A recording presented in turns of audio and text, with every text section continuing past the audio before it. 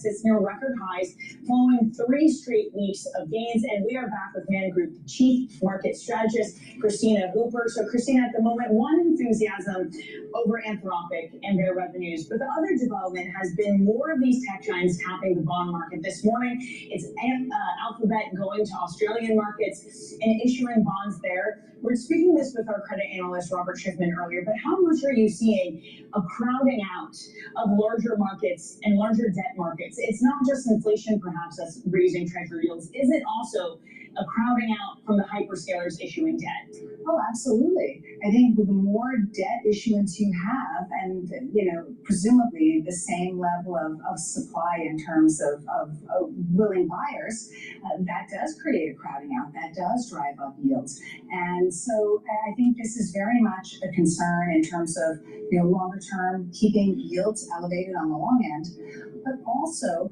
I think it represents greater risks for investors when it comes to AI-related names, because this is looking increasingly like the telecom boom, the fiber optic network build out of the late 90s, early 2000s. It used to be that people could draw the conclusion that this is so different than last time, right? Because they're not taking on debt. This time they're basically taking some of free cash flow and investing it.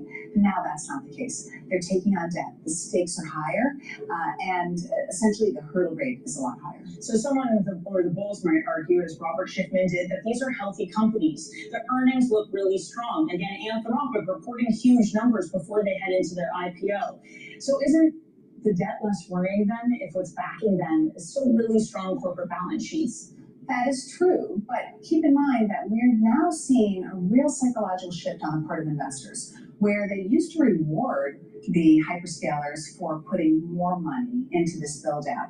Now they're starting to punish them, and especially those that seem to be taking on more debt than investors are comfortable with. So I do think it's a double-edged sword. It is certainly not the late 90s, early 2000s, but in some ways it is rhyming. Do you think, though, that equity bulls are ignoring that, are ignoring higher yields, especially on the long end? Are the two markets sending different signals that at some point need to sync up? They're definitely sending different signals, and I think at some point they will sync up. And the catalyst could very well be if yields get high enough. I think we're not far away from seeing the 10-year at 5%. I think that will be critically important in terms of driving downward pressure on long duration equities, especially tech names. I think it's inevitable that this happens and that there is that merging of views on the bond market and the equity market. So given that, what do you do with tech holdings? If it's a big theme and AI is here to stay and it's changing the way that we live, can you ride that market, or do you need to be more hesitant given what bond yields are doing and that it's going to be hurting long duration assets like tech? Well, I think you certainly want to participate, but you want to be more discerning. So the time calls for active management. And I think that makes sense. Anytime we see some great industrial revolution, what we see is an early period in which a rising tide floats all boats. And at some point, discernment matters and differentiation among names matters. And I think we've gotten to that point. But what are the names that you can go into at the moment? If so many of them are taking on debt, I realize that Mag 7 doesn't trade like a monolith anymore. Apple is different than Alphabet is. But a common thread, putting Apple aside, for these ones involved in AI has been the massive amounts of spending they are doing. So where do you find the bright spots that you're less worried about, especially if you want to continue this theme? Well, I think you want to be far more cautious around the hyperscalers. That's not to say avoid them, but be far more careful around them, because those are the ones that are taking on a lot of the debt. I think it's looking for the beneficiaries of this build out, and also the ones that are helping solve problems that could be obstacles to the build out. So I think in terms of all the movements, the community movements pushing back on data center building, with even occurring in Texas, right? And that says to me, hello, my name is DrPaulCottrell. We are live streaming on Rumble, YouTube, and my website, the-studio-reykjavik.com. Thank you for joining. Please share the links and ask your social media to follow me. All these videos are for free, so please be a member to my Patreon channel to help support the work that I do. And for the ones that have been members to my Patreon channel, thank you very much for helping support. I also want to go over a few topics today. Definitely energy, want to talk about Anthropic, inflation, and anything else that's breaking in the news. In terms of the big news, that's Anthropic. Anthropic has been going around trying to do the roadshow to get some interest in their IPO. They're looking for $1 trillion to $2 trillion IPO. There's no way that company's worth $2 trillion. There's no way that company's worth $1 trillion. Before Mythos came out, it was about evaluated at 380 billion, which is still too high. They, according to some of the paperwork that's been passed out to some of these pre-IPO investors, they're bringing in revenues of approximately $11.5 billion, and they're spending about $40 billion. This is the same ratio that we were seeing with OpenAI, 16 billion and 37 billion. 16 billion coming in and 37 billion going out.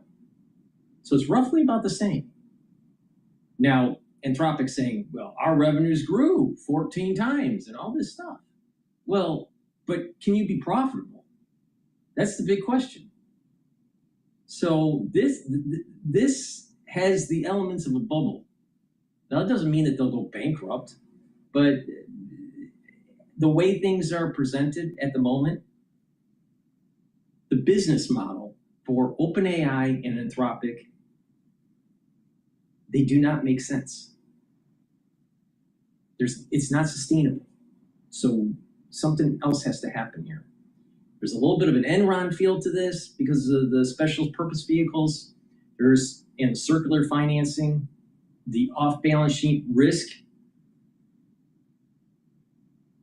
reduction sounds sort of like Lehman and what the banks were doing when they were packaging mortgages and getting it off their balance sheet and just shoving the risk to someone else. So there's a little bit of a Lehman kind of feel to it. There's the tech bubble feel, and then the railroads, the building out of the railroads. So this is different, and this will become a business case over at the Harvard Business School. Trust me, they're going to say this is what happened, but everything has to collapse first. So Anthropic is looking for a high valuation for their IPO, which is not sustainable. And I think the canary in the coal mine was the 1.4 trillion or 1.5 trillion or whatever it was IPO valuation for SpaceX. Now, SpaceX is trading at 143 at the moment. Now, the S&P 500 is at about 7,776. I have a year-end target of 7,800. It might hit 8,000, but I'm a little concerned because of the AI bubble, so pay attention to that. If you want to long the semiconductor industry, take a look at the ETF. It's a leveraged ETF. It's called USD. If you want to short the semiconductor industry, it's called SSG, the ETF. Now, the equity market is kind of trending a little bit down right now. It's down about 8 points. Not too bad. To long the S&P 500, you can use SPY, but if you want to do leverage, take a look at SSO, and if you want to short the S&P 500 leverage, take a look at SDS. So SDS is up a little bit today, and SSO is down a little bit.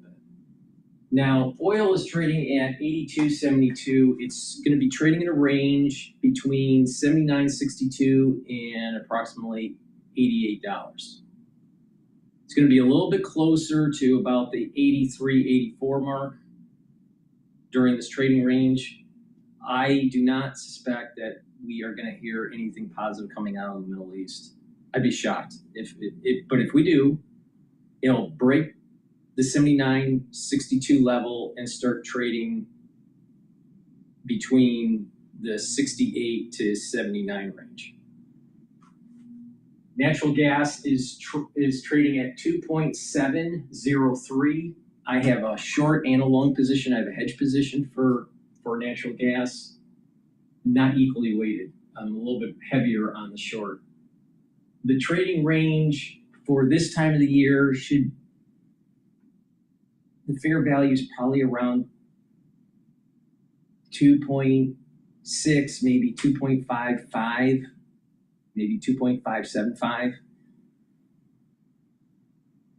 But this summer it's hotter, so more people are using air conditioners. There's a weather pattern that's hitting the East Coast and the Midwest where there's a lot of rain. So that's affecting, some of the energy consumption with natural gas. But right now, last night it was trending down, and now it's starting to mean revert back. So the trading range for this could be anywhere from 2.75 to about 2.65. Now, as it's trading at around close to 2.6, that's near the bottom compared to other trading ranges, the bottom of other trading ranges last year and even maybe earlier this year. I'd have to look at the chart, but definitely last year. So it's having a hard time breaking through that 2.6 range. But I do think that the fair value should be around 2.55. But right now it's trending up. So this is part of the reason why I have this hedge strategy. It's not a equally weighted hedge strategy. And Euro is trading at 115.9, and the Japanese yen is trading at 159.32. So the yen is starting to weaken again. So the BOJ is going to intervene. The BOJ is signaling that they're going to raise rates. Another big element to the market is the yield curve is changing. It's going up. And that's not good for people that are borrowing. So the 10-year yield, is at 4.7. It should be at 4, maybe 3.9. Before the war, it was at 3.9. So 4.7 is the 10-year, and the 30-year is at 5.28. It's not out of the realm of possibility of seeing a 5 handle for the 10-year and a 5.75, closer maybe to even just below 6 for the 30-year. So that's going to be a problem. It's going to be a problem for many people. All right, with that, before we go to Bloomberg, I want to just plug a couple products here. Please go to my store and get the magnesium and zinc. Magnesium and zinc will help to improve your brain function and help with your immune system. Super important. Now, a great neurostack to help with brain function is Clarity Factor. It gets rid of that brain fog. It allows you to concentrate on tasks. Take it every day, and over time, you're going to have those dendritic connections that allows you to have better memory and think faster. It's a great neurostack, so get the Clarity Factor. And digestive enzyme complex. If you're 40 years of age or older, reduce the stress on your pancreas by taking the digestive enzyme complex while you eat, and that will help to break up the carbohydrates, proteins, and lipids. And you'll be able to absorb those nutrients with less stress. This also has bromelain, and bromelain helps to break up clots. So that's also going to help with cardiovascular.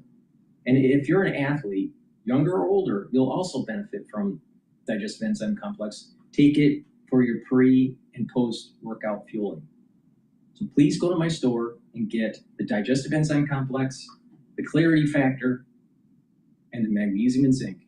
Use discount 5 and save some money. It's the-studio-reykjavik.com. The link is in the description of this video. previously, the 47 billion ARR. So from that perspective, it's an affirmation that this company has 10x its revenue over the past 1 year, and it's huge in the context of this AI investment that we are witnessing. I mean, every company right now is super aggressive in building data center capacity, primarily because of Anthropic's numbers. They see that 10x ramp in revenue, and they want to make sure they have the capacity to either rent it out if you're a neo cloud player, or if you're a hyperscaler. Without the frontier model, you want to be in the game, and that's what we saw with the 2Q print. Every company did see an acceleration in cloud revenue. So I feel that aggressiveness in CapEx growth for second half in 2027 is because of what we see from Anthropic. Does that also accelerate Meta, for example, where there was this unclear message about exactly what they want to become, to say, hey, maybe you should be renting more compute because the large LLMs need that, and see really successful revenue versus kind of trying to develop your own in-house LLM? Yeah, and more so given what SpaceX has been able to do in terms of the Anthropic deal and the Google deal, and now they're talking about 8 gigawatts of new addition in data center capacity by 2027. So from that perspective, SpaceX has become a new hyperscaler in addition to the 4 that we talk about all the time. And they have the backing of NVIDIA. NVIDIA right now is making sure that they kind of prop up their ecosystem, where you have Microsoft and Meta, but now they are also bringing in SpaceX. And Google, on the other hand, obviously is doing its own equity issuance and bond issuance to make sure it can ramp up TPUs. But there is no doubt that everyone is going after data center capacity primarily for that reason. One of the other developments is token pricing has plummeted as tracked by Silicon Data. I mean, it was trading at a high not that long ago in late May, early June, and now it's back at levels that we saw in 2025. How much of this pricing ecosystem, and that's the chart we're looking at now, puts pressure on the large language models because people are pivoting maybe more towards open sourcing in order to get these token costs down? Does it put economic pressure on the giants that have closed source models? Yeah, I mean, look, Anthropic's revenue has 10x, primarily because of the way token pricing trended so far. But if it's coming down and open source adoption takes off, it's going to put pressure on the likes of Anthropic, which is a proprietary closed source model. Same thing with OpenAI. So it'll be interesting to see if the growth rate slows for these frontier models because of the token pricing coming down. We haven't seen so far, because people have a preference for frontier intelligence and they're willing to pay up, even though the aggregate token pricing seems to be coming down. It's pretty remarkable to look at these two private companies, OpenAI and Anthropic, and hearing nuggets of news from them bullies the overall public markets. Again, even though they're not listed, what do you expect this world to be like when they are public and we're going to be getting quarterly updates from them? I mean, they will certainly have more pressure, to perform every quarter the way other public companies have in terms of beating consensus numbers. But there's no doubt right now we are witnessing a secular trend, and it's driven by these two private companies. So I think they are prepping for an IPO, and a lot of these numbers come in here and there just because they're preparing for that roadshow, which everyone I think is looking forward to. Hey, Mandeep, thank you for joining. Great to see you. Mandeep Singh from Bloomberg Intelligence. Coming up, Stripe makes a $7 billion acquisition as it looks to gain footing in the AI sector. So Sandeep, it was saying, well, the hyperscalers have to ramp up because Anthropic is increasing their revenues. Yet Anthropic, every time they increase their revenues, they're spending more money. So actually, they're more in the hole. But let's put that aside for a second. How broad is the customer base for the for these server farms? Who are their customers? OpenAI and Anthropic, and very little of anything else. So the two biggest customers don't make money. They bring in money, but don't make money. That's like making a car, and instead of collecting revenue, you're just stapling a $50 bill to the grill and sending it to the customer. That's very similar.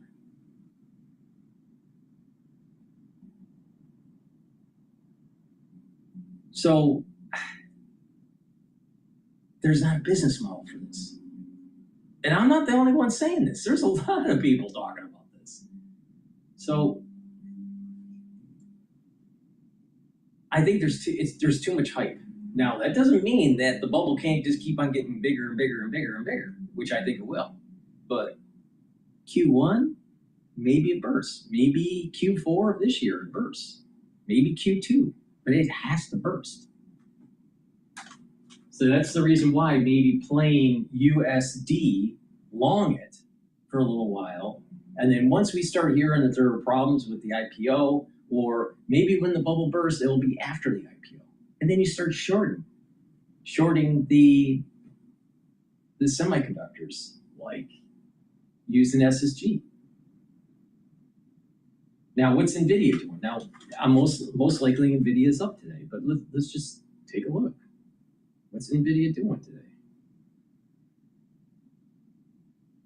NVIDIA is trading at the moment at $226 per share.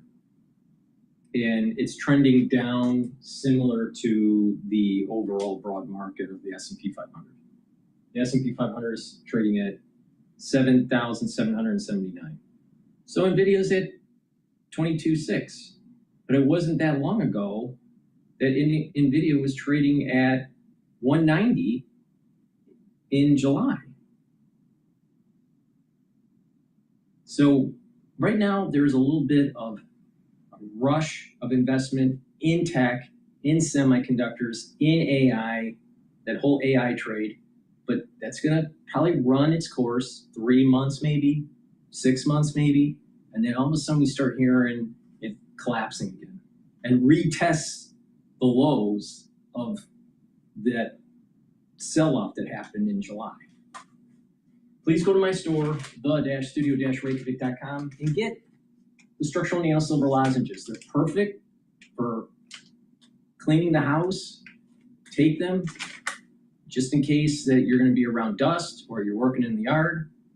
It's perfect for allergies and the cold season. You can get it in orange splash and Manuka honey. They're made from structural nano silver, so they will neutralize. So make sure you have a few bags for your household for that allergy season, the cold season, and just cleaning around the house. They're very effective. And olive leaf extract. Olive leaf extract is dual purpose. It'll help to bring down inflammation and help to control your lipid profile. Help to bring down LDL levels and increase your HDL levels. When that happens, you have less concentration of oxidized LDL, and you're going to be able to have less plaque formation. That's going to be positive for your cardiovascular health. And this helps with your immune system by bringing down that inflammation. So please go to my store and get the olive leaf extract. It's the-studio-reykjavik.com. Use discount 5 and you get $5 off. Are becoming so sought after because they are sort of the toll booth that is determining where they can route the various orders coming in so that their customer is not paying as much as they used to. Thank you for bringing the Gen Zs into this conversation, Tree. No longer token maxing is what thrift maxing. I mean, we have seen, we're just talking about this with Mandeep, we've seen token prices fall off of a cliff. They were just trading at all-time highs in the spring, and it speaks to what you're saying. These companies are looking for cheaper options. True, looking at this chart, yes, I know we just heard from Anthropic and the 4 times revenue. Is that bad for the IPOs that are going to come to this market? The fact that the environment is changing, that open routers of the world are getting these types of funding and these giants are about to IPO into this environment? You get these scary sounding headlines and you see some of these scary numbers, but then you look at the numbers that OpenAI is printing, the numbers that Anthropic is printing, and that revenue growth does not seem to be slowing down. So what I'm saying is it doesn't have to be a zero-sum game. Just because the costs are coming down does not mean the overall revenue pool will have to shrink. Airline costs were not cheaper 40, 50 years back. The airline industry is much bigger than what it was back then. So there's one proof point. I'm not saying that's necessarily how it has to play out, but just because token prices are coming down does not mean that has to spell doom for OpenAI and Anthropic and other advanced models. Yeah, it's like the Jevons paradox of token pricing. Shri, thank you so much for joining us. By the way, Shri has an excellent big takeout. I suggest everyone go out and read it, and I big take is where you want to head for that. Coming up in the next hour, Logan Capital's Sarah Henry talks about consumer ahead of major retail earnings. Serve Robotics CEO on their latest expansion in DC and Miami. And Cycle CEO Megan O'Connor talks about the critical mineral supply chain after meeting with the president just on Friday. Again, 30 minutes into a trading day, and we're looking at a stock market that is little changed to slightly lower as tech.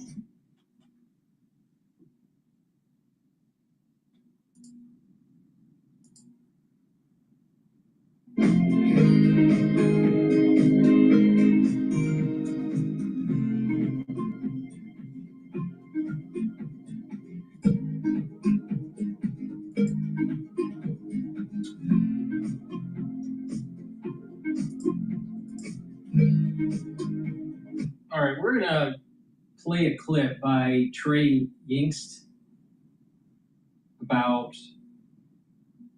the Middle East.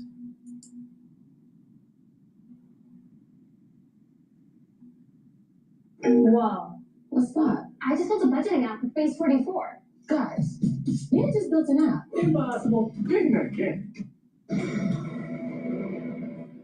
So President Trump issued a new warning this morning telling Fox that Iran should wave the white flag. The president's comments come as the U.S. 60-day ceasefire agreement with Iran is set to expire today. Trey Yates spoke with President Trump earlier and joined us now from Tel Aviv. Trey.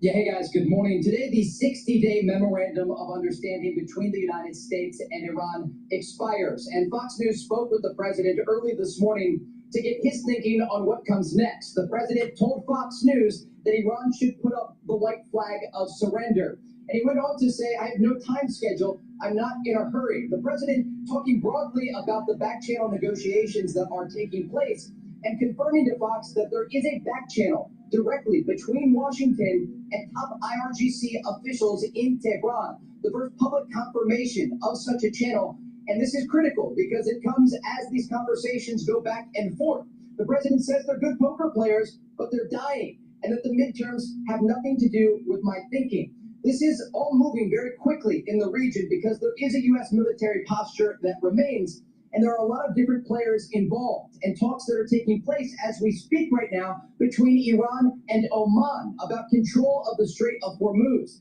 And the president says if Oman gets in the way, we'll bomb the S out of them. Because at the end of the day, the president wants two clear things here. He wants control of the Strait of Hormuz. There's an ongoing U.S. naval blockade that is costing the Iranian regime hundreds of millions of dollars each day. And if ultimately this leads to future negotiations, that is when Iran's nuclear program is expected to be discussed. Guys?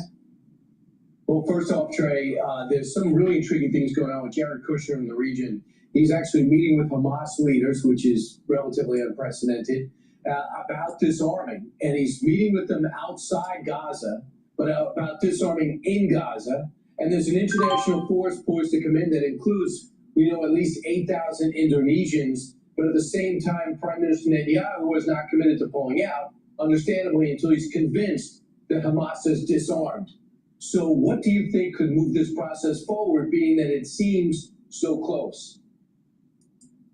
Absolutely. There is a parallel diplomatic track that is taking place right now, and that's the Trump administration trying to move forward the Gaza ceasefire that is supposed to see Hamas lay down their arms. But it's a very complicated process because it comes after years of war between Israel and Hamas, after Hamas launched a terrorist attack into southern Israel on October 7th of 2023. Now, President Trump spoke about this, saying the Israelis should not be striking Gaza right now, and that the United States has their own relationship with Hamas. He adds they are giving up their guns. And so if this takes place, it will be a major step in these negotiations to disarm Hamas and to usher in this new technocratic government. Now, as we speak, One of the top negotiators for the United States, Jared Kushner, is meeting with Israeli Prime Minister Benjamin Netanyahu. And I asked the president about the upcoming Israeli elections in October. He told Fox News, "I think it's most appropriate for me to stay out of Israeli elections, but I may endorse somebody."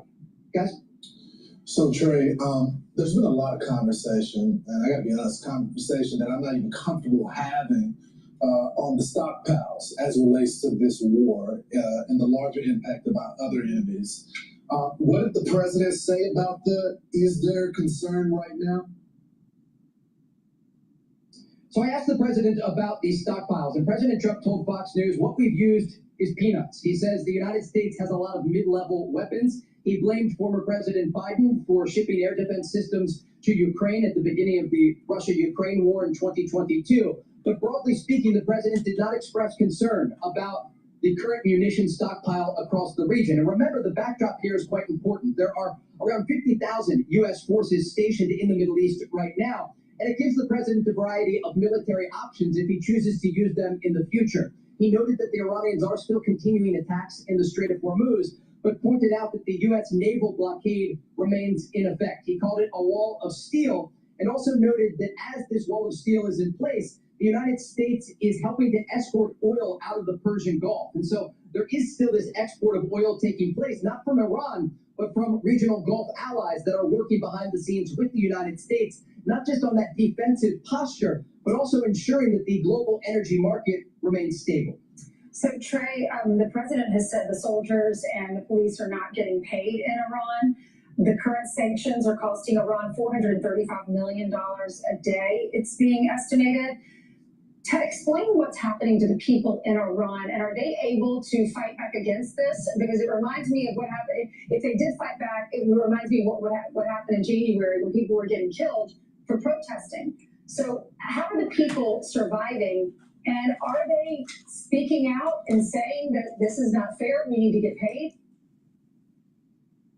It's a great question, and I've been talking with regional intelligence sources to get a better understanding of what these economic sanctions and the U.S. naval blockade are actually doing to Iran. We know that the blockade is costing the regime hundreds of millions of dollars each day because the Iranians are not able to export crude oil from these critical ports along the Persian Gulf and into the Strait of Hormuz. But it's the economic sanctions that are expected to increase, according to U.S. Treasury Secretary Scott Bessent. I mean, you have to think about sanctions. You look at this like an onion, and at the center of the onion, you have the U.S. naval blockade.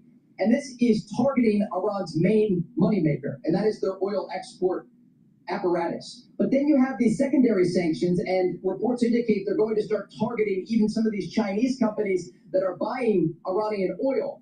And so this is focusing mainly on the Iranian regime and officials in Tehran that use this money not only to produce missiles and drones, but also to pay top IRGC officials and even the field commanders that are ordering the missile strikes when they do take place against U.S. forces or allies across the region. And so this is a game of cat and mouse, but it's also a game of patience. And the president indicated to Fox News earlier today that he has no timetable.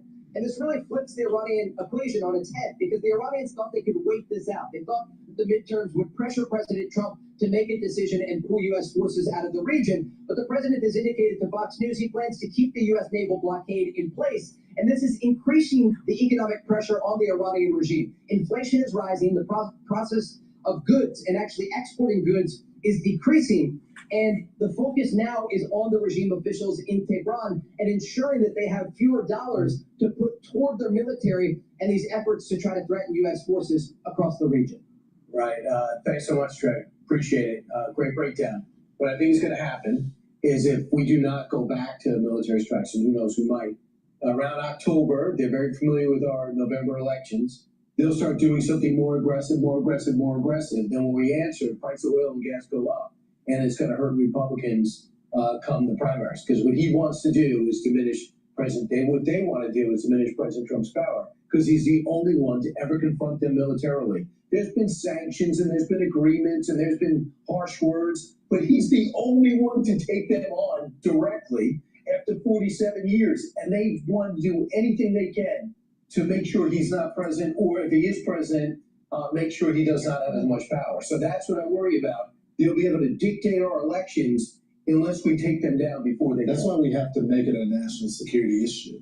We cannot it's not being elitist. It's not saying that it doesn't matter. Of course, gas prices matter. Mhm. It impacts not just people on the day-to-day basis, but everything is controlled by oil and gas. But when you tell the American people this is a national security, what could happen if we don't get it up? No one would have ever suggested when they attacked 9/11, our Twin Towers, and the gas prices went up when we were in combat operations, that should impact our response to them. And don't forget, these are people that want to wipe America off the face of the map. They want to wipe Israel off the face of the map. They say death to America.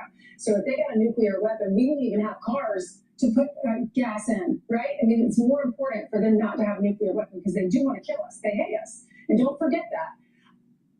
Be sure to like and subscribe for all the Fox News latest on YouTube and catch full shows streaming now on Fox One.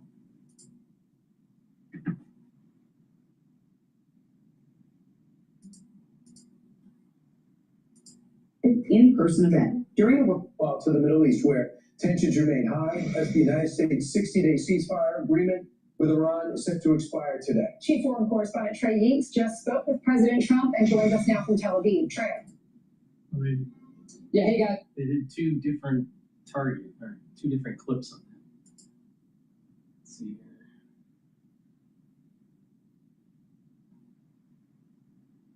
All right, let's listen to this. This is CNBC about oil. Well, it goes back to something that every president has learned since Jimmy Carter made a fatal mistake in 1977. He went on TV and he's wearing this sweater and you can see the thermostat in the back, and he made the comment to the American public that there is an energy shortage. And so what do you think happened? Commodity prices exploded the next day. Moral of the story is never admit to the scarcity. And from that point forward, starting with George Bush Sr., they would always release the SPR if there was any type of disruption globally, and hope by talking down the market, releasing reserves, they could bridge the gap until the shortage resolved itself and prices remain low. And it has worked. And by the way, everybody wants to accuse the Trump administration of acting differently. It acted no different than Biden, no different than Bush Jr., Bush Sr. All of them do the exact same thing. They create that illusion of abundance. What makes this one different is the magnitude and the length of the disruption.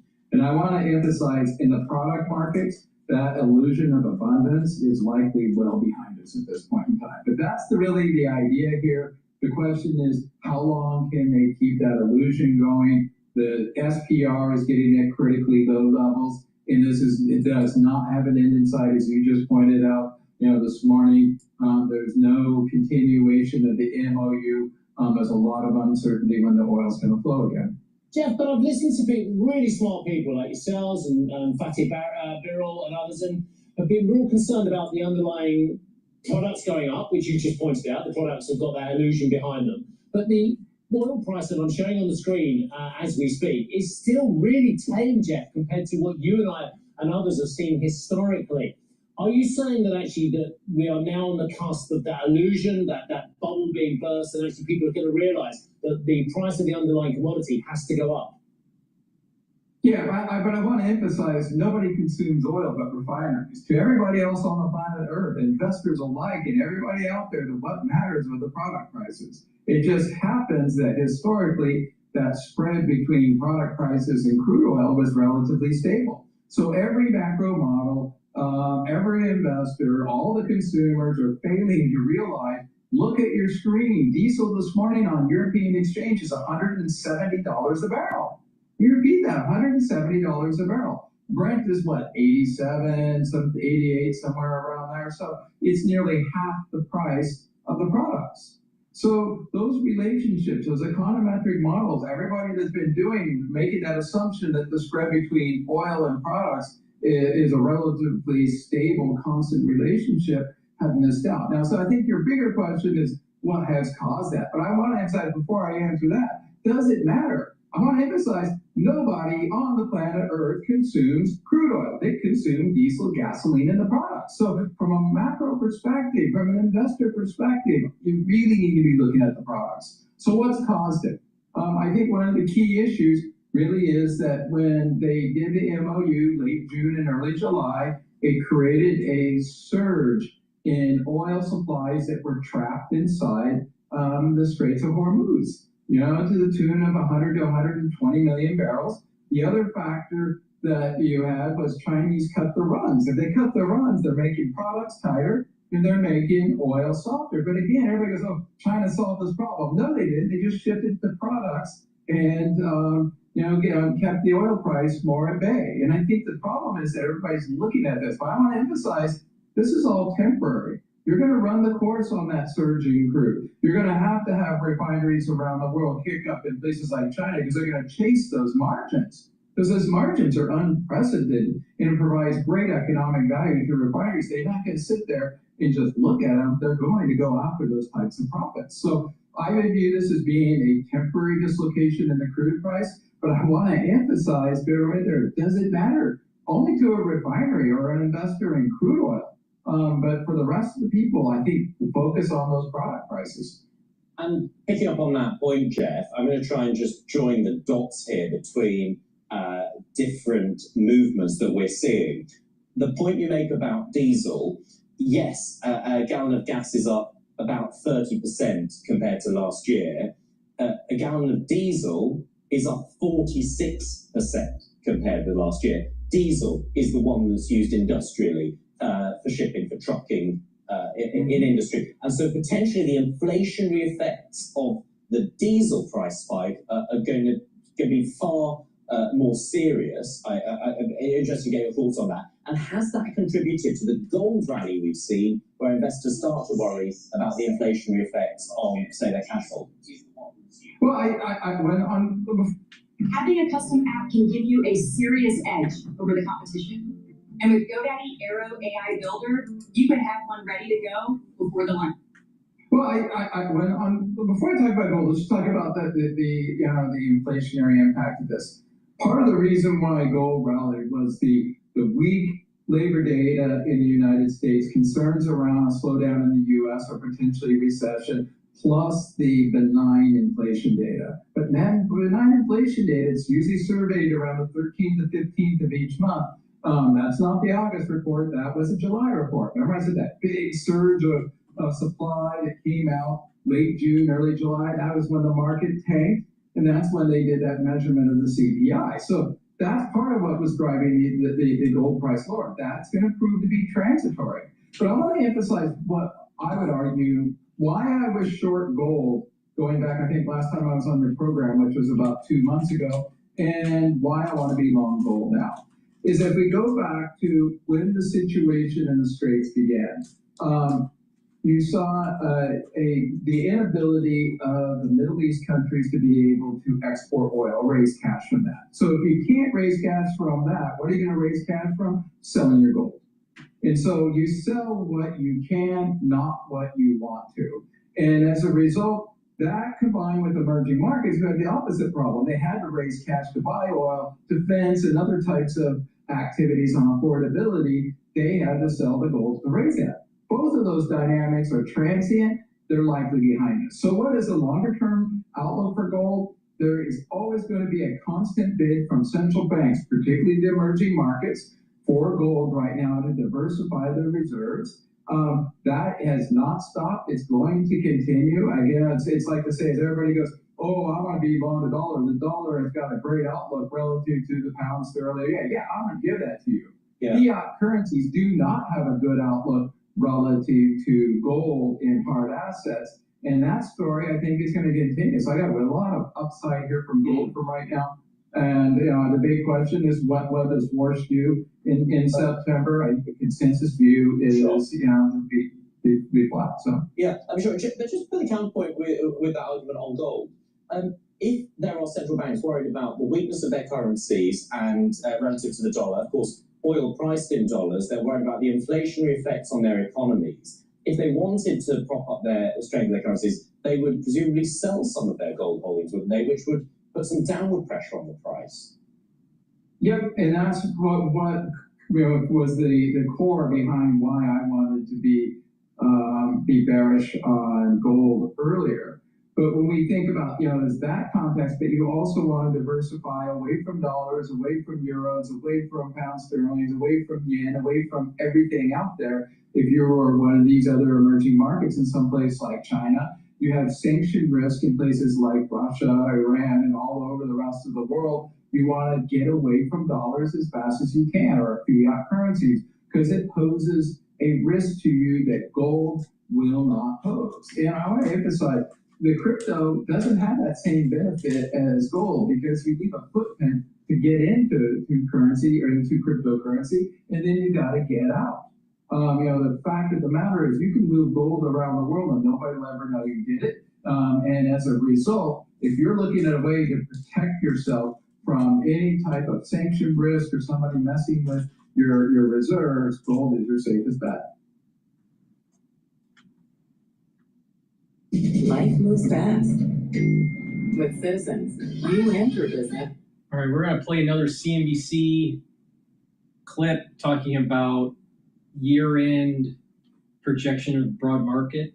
Before we do that, please go to my store, the-studio-reykjavik.com, and get the probiotics. These probiotics will help to improve your gut biome, bring down inflammation, boost up your immune system at the gut level, improve your brain function, and help with metabolism. You can get it in veggie cap version and in the powdered version. Good health starts at the gut. So please go to my store and get either version of the probiotics. If you're 40 years of age or older, get the vitamin B complex. Vitamin B complex will rev up your metabolism, your cellular metabolism. It's going to help protect your neurons using B12. And the first 4 B vitamins are really important for boosting up your energy levels. They're tied to the electron transport chain within your mitochondria to create ATP. And that's the major energy source. So if you're 40 years of age or older, make sure you supplement with the vitamin B complex. And Goodnight Formula. Goodnight Formula has tryptophan, melatonin, GABA, and passion flower that allows you to get into 3 to 5 cycles of REM sleep and deep sleep. So you're consolidating memory, detoxifying your central nervous system, and you'll be well rested. With good sleep, you're slowing down the aging process. With regular good sleep, you are improving your brain function. So please go to my store, the-studio-reykjavik.com, and get the great supplements that I offer.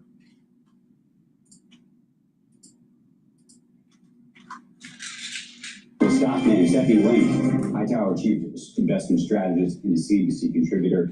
Good morning to you. We've been talking about some of the geopolitical issues this morning, some of the things coming out of the administration as well from over the weekend. And then we've also been talking about some of the earnings we're going to hear later this week. How are you positioning yourself in this particular moment? Yeah, and it's great to be here, Andrew. I think that even though we took a breather last week in the markets, the economy is still chugging along. The Atlanta Fed tracker for the quarter is running at 5.8% for GDP. I don't think we're growing that fast, Andrew, but I do think directionally we're accelerating from last quarter. And it is because of AI and the food chain. We heard from Cisco and Applied Materials and CoreWeave and Supermicro last week. So that's still working. And the consumer is still actually consuming. And I think you're going to get some really good reports, minus the housing cycle and stocks. But I think you're going to see very good numbers from Walmart and from Target, as you guys were just talking about. But when I listen to what the banks have said, they are talking about a very strong consumer, and that even the low end is starting to do a little bit better. They're lending at about 8 to 10% growth. That's very healthy. We have ISM services that are up 20 consecutive months in a row. Retail sales, if you average the last 2 months, because we did have to pull in from Prime Day to Amazon, you're running like 5 to 6%. So I feel good. Earnings are really growing rapidly. I don't think we're going to see 50% growth forever, but we are seeing a lot of momentum. I am encouraged with not only revenues growing double digits, but also gross margins expanding. And oh, by the way, we're on pace to do $4 trillion in M&A this year, which would be a new record. So, it's funny, we constantly talk about all these big geopolitical headlines. This morning, North Korea being one of them. We talk about wealth taxes in California. We talk about what's happening in the Middle East with Iran. and oil prices, and yet things continue apace. Is there an argument to say that things are so strong that we just should look away from the other stuff? Well, I think the fundamentals are really strong, and I think not only are earnings good, but they're very broad-based. 10 out of 11 sectors saw growth this past quarter. 7 out of 11 saw double-digit growth. So I don't think you want to fight the economic momentum. And I know, there are a lot of things to worry about in terms of all the things that you mentioned. It's never perfect. And I worry when I don't worry, because that means we're all complacent. But the underlying fundamentals are so strong. I think you want to continue to be fully invested. I think you want to be diversified. I love that we're broadening out and not just seeing it in technology. And I think we grind higher into the end of the year, because I think earnings may not grow at 50%, but they're still going to grow. I think 20. What do you think on the tech side? We were talking in the last hour about Berkshire Hathaway's investment in Alphabet. We're going to have Greg Brockman, who's one of the founders of OpenAI, on the broadcast at about 8:30 this morning. Obviously, we got into the whole, I don't know if you were watching a debate or interesting conversation about what's going on in the bond market as it relates to some of the financing for some of these data centers. But if you already owned, this is a big question for a lot of people who have owned the Magnificent Seven, do you stay in them? Yeah. I like some of the Magnificent Seven. I think Amazon is the best position, because I think they can win in very, very many ways. Obviously, AWS, and seeing an acceleration to 38% growth from 27% growth the quarter before. That's really good. I think retail sales are running, the businesses are running about 9% comps. Margins are expanding. So I like Amazon. I do like some of the tech set, like some of the newer Mag 7s, if you want to call Micron in there. I've recently bought that down 20% from its highs, with $100 billion of bookings between now and the end of the year.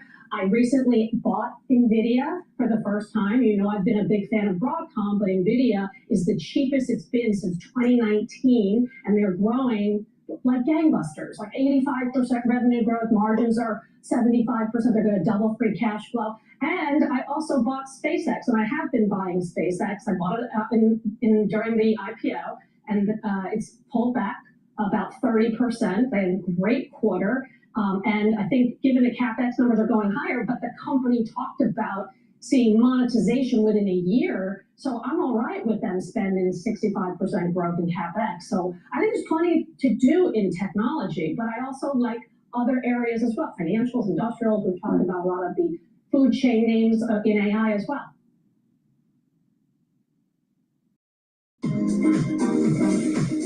Clamad is a unique brand with human touch. Success is to make people around me happy. The more we can use technology to lift weight out of their hands, the better we are compared to the competition.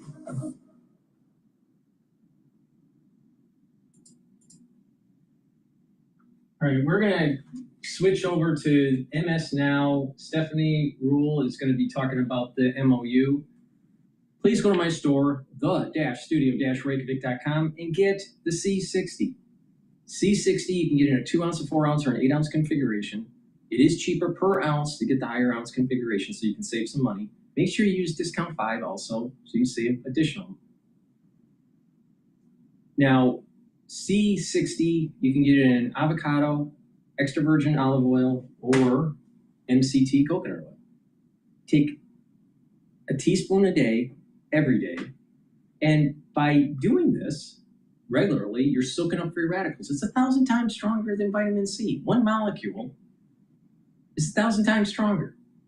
Now, take the C60 every day, preferably on an empty stomach in the morning, and this is going to soak up free radicals. You also notice that when you work out, you're going to recover quicker, because when you're working out, you're creating free radicals. And if you keep the inflammation down and soak up those free radicals, your tissues heal faster after a workout. When you're soaking up the free radicals at the vascular level, you're reducing the concentration of oxidized LDL, so you're reducing plaque formation. That's really important. At the brain level, your neurons will be healthier. You're bringing down inflammation. You're bringing down stress in the neuron. You're improving the health of the mitochondria. It's going to have more ATP. And You're going to be able to produce more neurotransmitters, and over time, you'll have positive neuroplasticity. So you'll be thinking faster and have better memory. Your immune system and your endocrine system will perform better because you're soaking up those free radicals and keeping the inflammation down. And at the basal layer for your new skin cells will improve. C60 stacks really well with resveratrol, especially for the skin. So if you want to slow down the aging process, take a teaspoon of this every day. Again, you can get it in MCT coconut oil, avocado oil, and extra virgin olive oil. It's something that I've been doing as part of my anti-aging protocol for over 10 years, every day. Teaspoon a day. It's that simple. So please go to my store, the-studio-reykjavik.com. So now we're going to play from MS Now about looks like the MoU deadline is expiring, but the United States and Iran seems to be agreeing to an extension.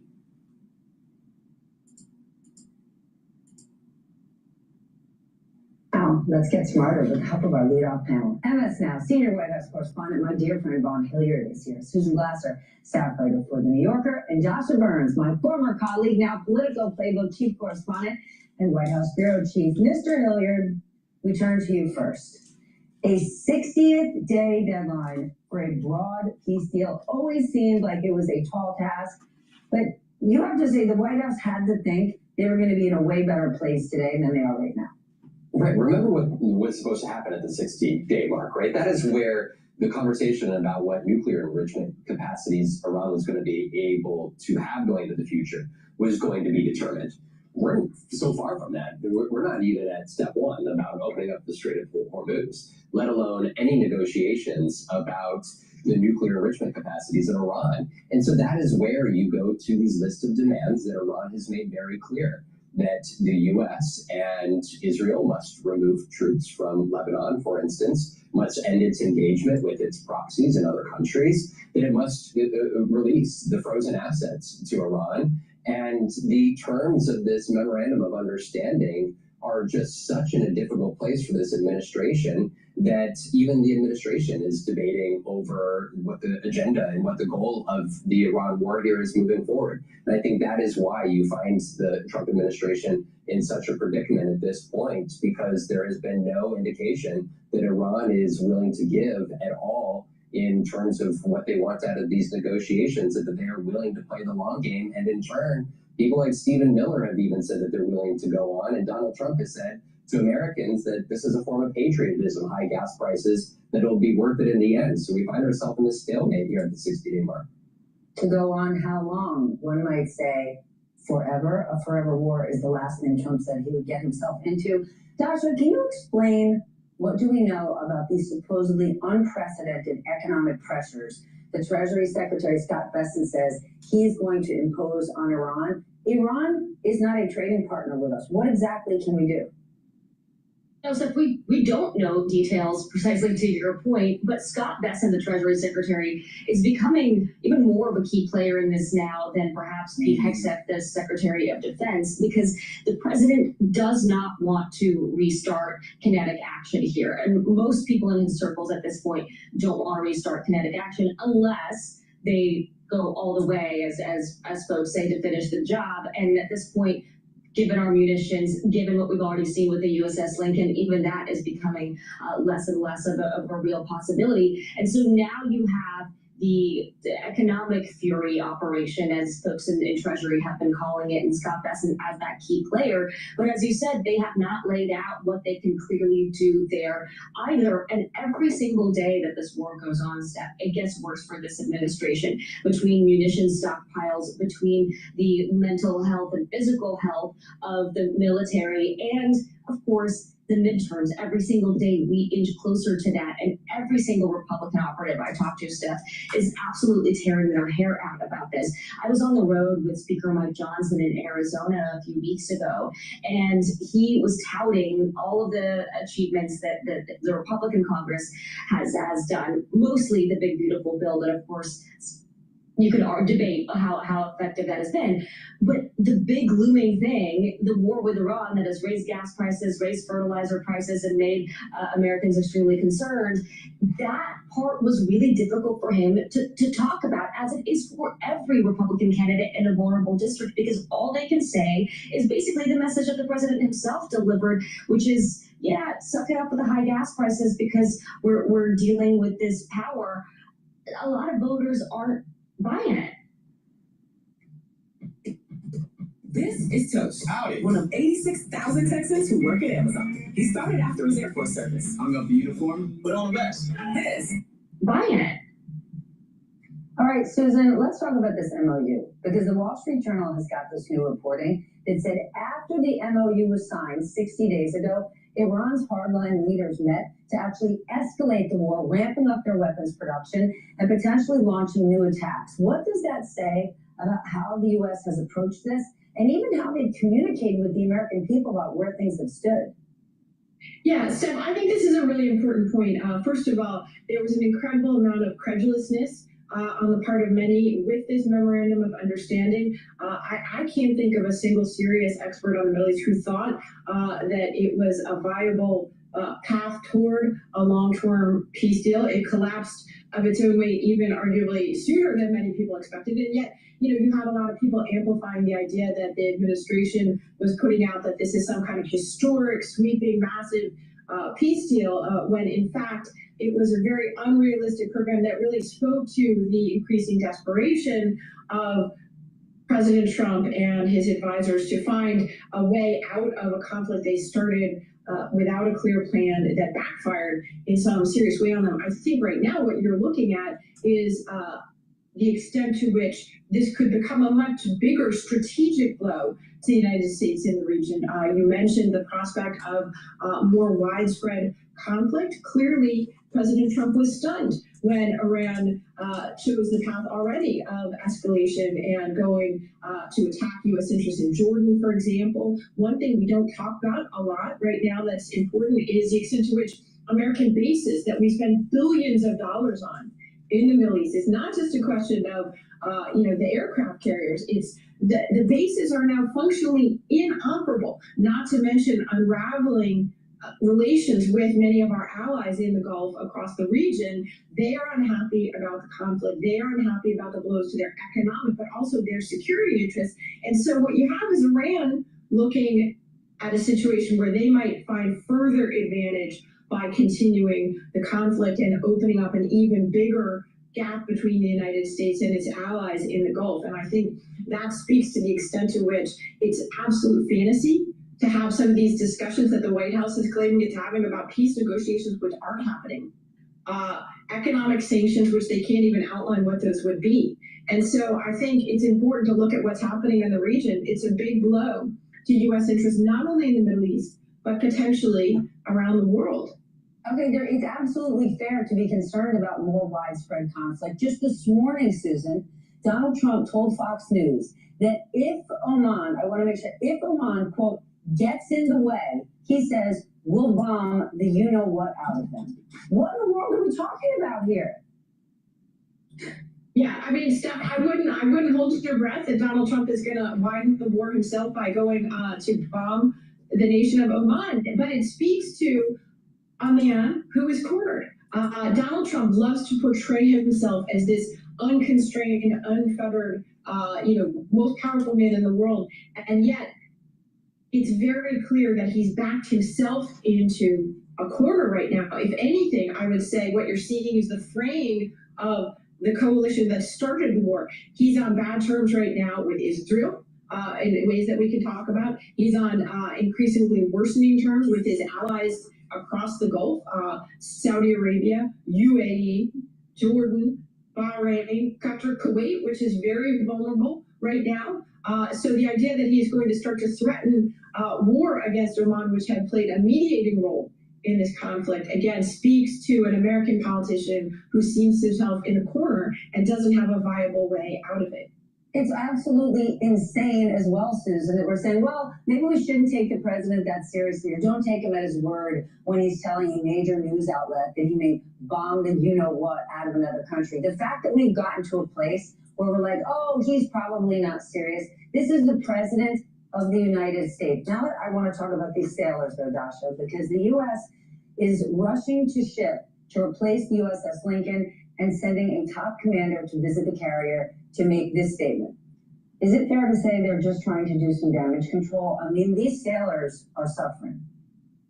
I mean, this requires so much more than just damage control. This story speaks volumes about exactly what Susan just mentioned, the way that the United States has been backed into a corner to where we have had these sailors deployed for so much longer with so many fewer resources than is typically required. I have had a number of sources across the military reach out and say, we are in a bad spot. We are sounding the alarms internally, but to be frank, they are not being heard. And it took a story. Do you think that if these headlines, if this fantastic reporting hadn't been put out there, that Bradley Cooper would be visiting the USS Lincoln, that this swap with the USS Washington would be happening right now? I highly doubt it, because it takes this being brought to the public attention in order for action to be taken here, because right now the administration is just trying to find its way out of this hole, and doing that regardless of the human toll here.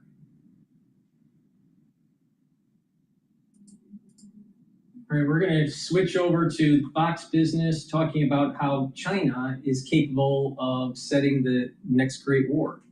Please go to my store, the-studio-reykjavik.com, and get the zeolite. Take 3 small drops underneath your tongue, drink the filtered water, and this will bind to heavy metals, toxins, and chemicals and allow you to urinate them out within 6 to 8 hours. This is a great way to detoxify your body, and that will help with your immune system and your endocrine system and your other organ systems. Another great way to detoxify your body is to take the gladiator barley or the heirloom barley. Each one of these containers are about a month's supply. Now, the gladiator barley will help with musculature, detoxify your body, bring down inflammation, and soak up free radicals. The gladiator barley does what it does is it brings down inflammation, soaks up free radicals, and detoxifies. It doesn't help with musculature. So if you want to do all that and build muscle, take the gladiator barley. And gladiator barley also stacks really well with the myotrol.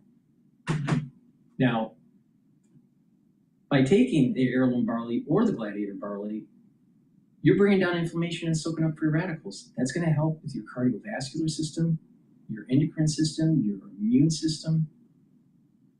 It's going to help you to recover after a workout. It'll help with joint health and brain function.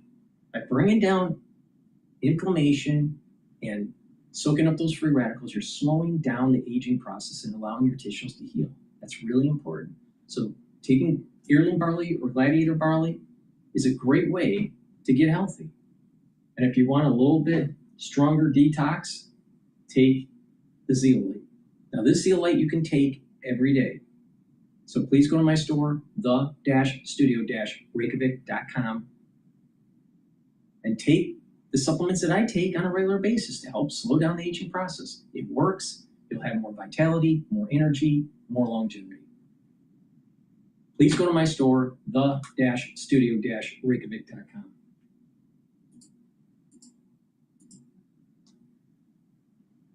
President Trump says he has instructed War Secretary Pete Hegseth to substantially reduce joint military exercises with South Korea, saying they're costly, and that Seoul is sending the wrong message to North Korea. Joining me now, Gatestone Institute senior fellow Gordon Chang. Gordon, the president criticized South Korea for declining to join U.S. war efforts to denuclearize Iran. I want to get your thoughts on all of this, because the president, again, is on Truth Social this morning talking about the fact that a non-nuclear Iran is how this has to go. There is no other pathway forward. Talk about the connection, though, to South Korea. Good morning, Cheryl. Lee Jae-myung, the president of South Korea, is a leftist.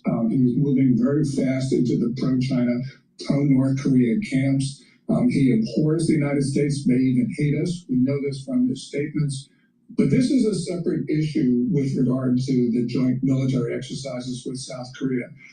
I don't think there's a justification for reducing the scale of these exercises. And the reason is last week we learned that North Korean soldiers crossed the military demarcation line. In other words, they intruded into South Korea. And we've also seen these other incidents in the demilitarized zone.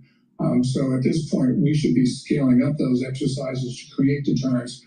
We do not need one more miscalculation in North Asia. Well, but we've only got 11 aircraft carriers, Gordon. I mean, I think it comes down to assets, and at this point, especially with the controversy around the USS Lincoln, the president has to look at the bigger picture, and also too, I mean, when it comes to China, I mean, this is where Iran and China, that connection and that link continues, unfortunately, to grow.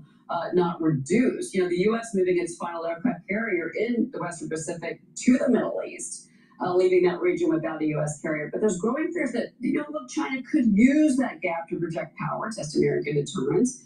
Beijing is stepping up military activity. But Gordon, how much of an opening does that give China? In particular, I swing this back to the Middle East with you, because the president knows, and Xi Jinping is still scheduled to come to this country next month. The president knows that the Chinese are dependent on the energy story out of Iran, and they want peace. They don't want an escalation.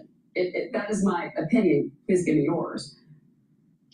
Yeah, this is a really interesting situation because there's so many moving parts, Cheryl. Yes, the George Washington, our carrier, is leaving East Asia for the Middle East. That does create a very large opening for China. But fortunately, Xi Jinping does not trust his generals and admirals, and I don't think he trusts his military either. So I don't believe that he would purposely launch hostilities.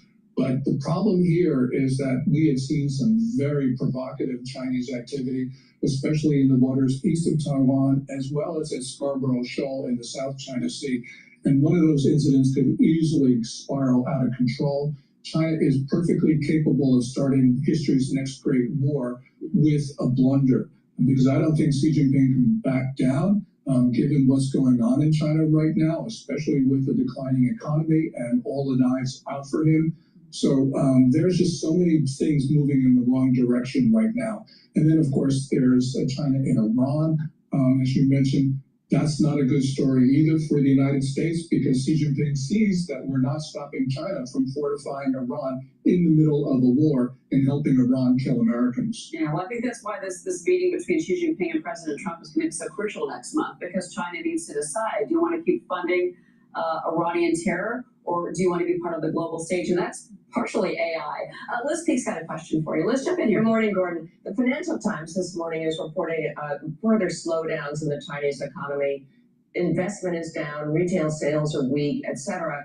And they're claiming this is going to put pressure on Xi Jinping, something we keep hearing over and over again. But the question is, does he then resort to more fiscal stimulus, which they really can't afford? Or is it better play for him to continue these military provocations? I mean, it seems to me that's a great way to divert the population away from a sour economy and develop all the kind of nationalistic backing that he's accustomed to.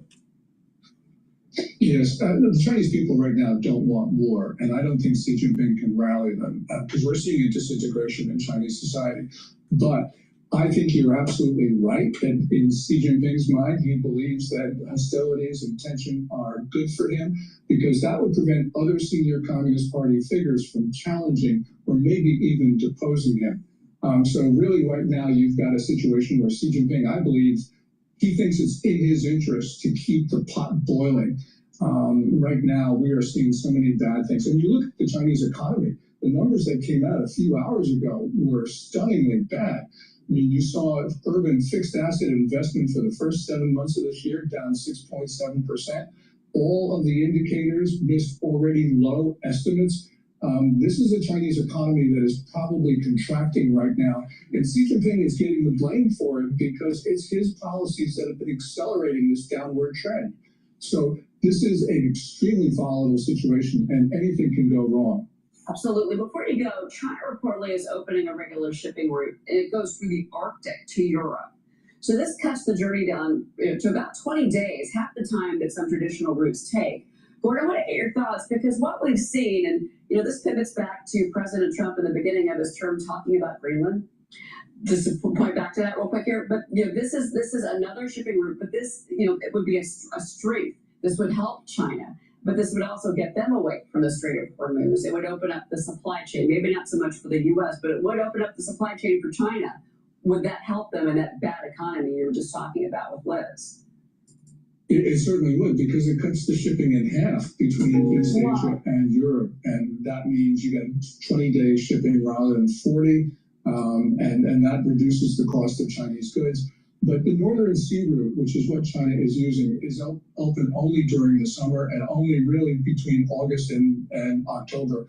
By the way, one of the great things about this, Cheryl, is that the world now has a new choke point. And the United States sits on half of that choke point, the Bering Sea, because these Chinese ships, in order to get to the Arctic, have to pass by Alaska. And that gives us even more leverage over world shipping. But right now, the Chinese think that they can basically change shipping patterns, but they're just dependent on Arctic ice conditions, which can change even during the summer. But with these new ships and these new technologies, what's interesting is you're seeing whether it's military ships or cargo ships, you're seeing that it's now they're able to better navigate those Arctic waters, and that is something that we probably don't talk about enough, especially when it comes to supply chains and, of course, military incursions. Gordon Chang, it's always great to have you on the program. Thank you so much for joining us this Monday. Thanks, Cheryl.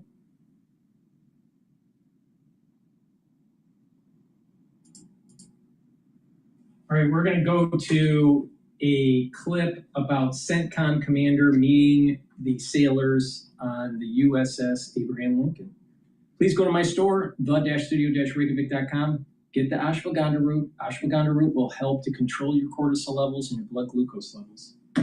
Lignans soaks up free radicals, helps to improve your immune system and your endocrine system. It also brings down inflammation. And turmeric brings down inflammation and soaks up free radicals. You can take these separately. They're great supplements, but the magic here is the synergistic effects. Take the turmeric, the ashwagandha, and the lignans together. And what this will do is help to supercharge your anti-aging protocol. What this is going to do is it's going to soak up those free radicals in different ways. It's going to bring down the inflammation in different ways. And by doing that, you're going to improve your immune system, your endocrine system, brain function, and cardiovascular system. Now, when you do that on a regular basis, you're going to start seeing all these different organ systems are starting to slow down its age progression and give the tissues time to heal. And when you do that, you're going to go, wow, I got more energy, my immune system's better, my endocrine system's better, I have more vitality.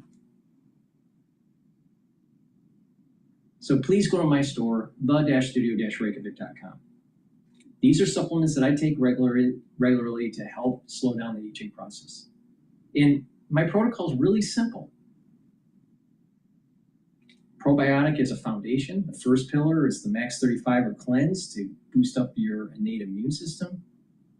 The second pillar is C60 to soak up free radicals. The third pillar is the turmeric, ashwagandha, and the lignans. They're synergistic to help with the immune system and the endocrine system, cardiovascular system, and help with brain function, and Boomer Boost, which also helps with those organ systems and revs up your metabolism, and you have a steady burn of energy. When you do this, you'll start noticing you're targeting all the problems of aging. You're improving your immune system. You're bringing down inflammation. You're helping the cardiovascular system. You're revving up your metabolism. You are, with doing proper diet and exercise, you're building up muscle. You're helping with brain function. And when you do this on a regular basis, you're reducing the normal aging methylation of your genes, so you have a more youthful gene expression. You'll have a more youthful epigenetic profile compared to a peer group that's not doing that. So please take my advice, take the supplements that I offer. It works. It helps to slow down the aging process. So have more vitality, and you won't have to depend on a physician so much. And this is a great way at a societal level to reduce healthcare costs.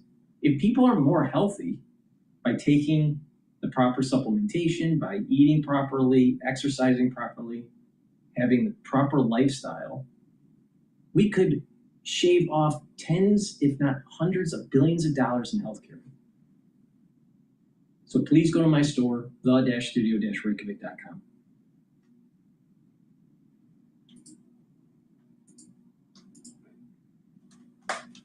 From the CBS News national security analyst Aaron McLean. Aaron, good morning to you this Monday. Let's start with the USS Abraham Lincoln. Does Admiral Cooper's visit really do enough to assuage all these concerns we've seen about the conditions there as the war remains unresolved?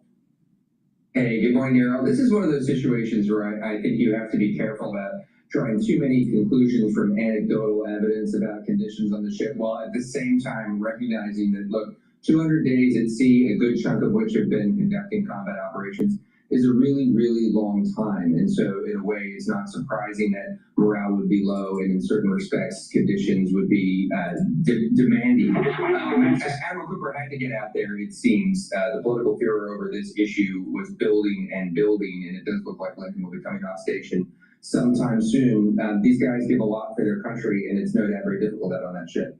And at the very least reminds our viewers of the sacrifice soldiers make every single day to support the U.S. mission, but that mission has not succeeded yet. We've got the end now of this negotiation period with Iran, and we seem to be in the same place we were all those days ago. So where do you assess what's happening and what comes next? Is it President Trump following through? A story that's been developing overnight. President Trump scaling back joint military the 60-day period in which the nuclear deal was meant to be negotiated. Now, that seemed frankly fanciful at the moment that MoU was signed back in June, but it was still surprising, at least to me, how quickly the MoU fell apart. It was a matter of days and weeks. It didn't take months. That's because the MoU had baked into it some very ambiguous passages that the United States and Iran had never fundamentally agreed about the basics, particularly over the control of the Strait of Hormuz. And that's what you see right now. There's a battle for the Strait of Hormuz playing out every single day between the Trump administration and Iran. The nuclear issues are to be determined at some other point. Those are not on the table right now. Now, we heard last week notes from Iran saying that they intend to keep the strait closed until the end of this term of the President Trump's presidency. What do you make of that? And what situation does it put the U.S. in as we talk about Jared Kushner, the president's son-in-law and advisor, jumping from a meeting with Hamas representatives in Egypt and onto Israel, which doesn't want to accept the deal? Where are we? Sure, yeah. So I think this period that followed the signing of the MoU was a period where the president and others in Washington heaved a sigh of relief because they've been looking for a deal as a way out of this war that began at the end of February for some time. Meanwhile, the Iranian regime, which has hardened in its posture towards the United States, if that were possible, since February, took that period to prepare for what they see as future rounds of conflict. I think they're going to keep that strait closed for a very long time. Indeed, they see it as major leverage over the president. Meanwhile, Washington and the Navy, this is what the Lincoln is doing, are trying to stop Iranian shipping and getting friendly shipping out of the strait. So that's going to play out every day now for the indefinite future. Yeah, and initially we were told this would take just a few weeks. Aaron McLean, great to have your analysis this Monday. Thanks for being with us.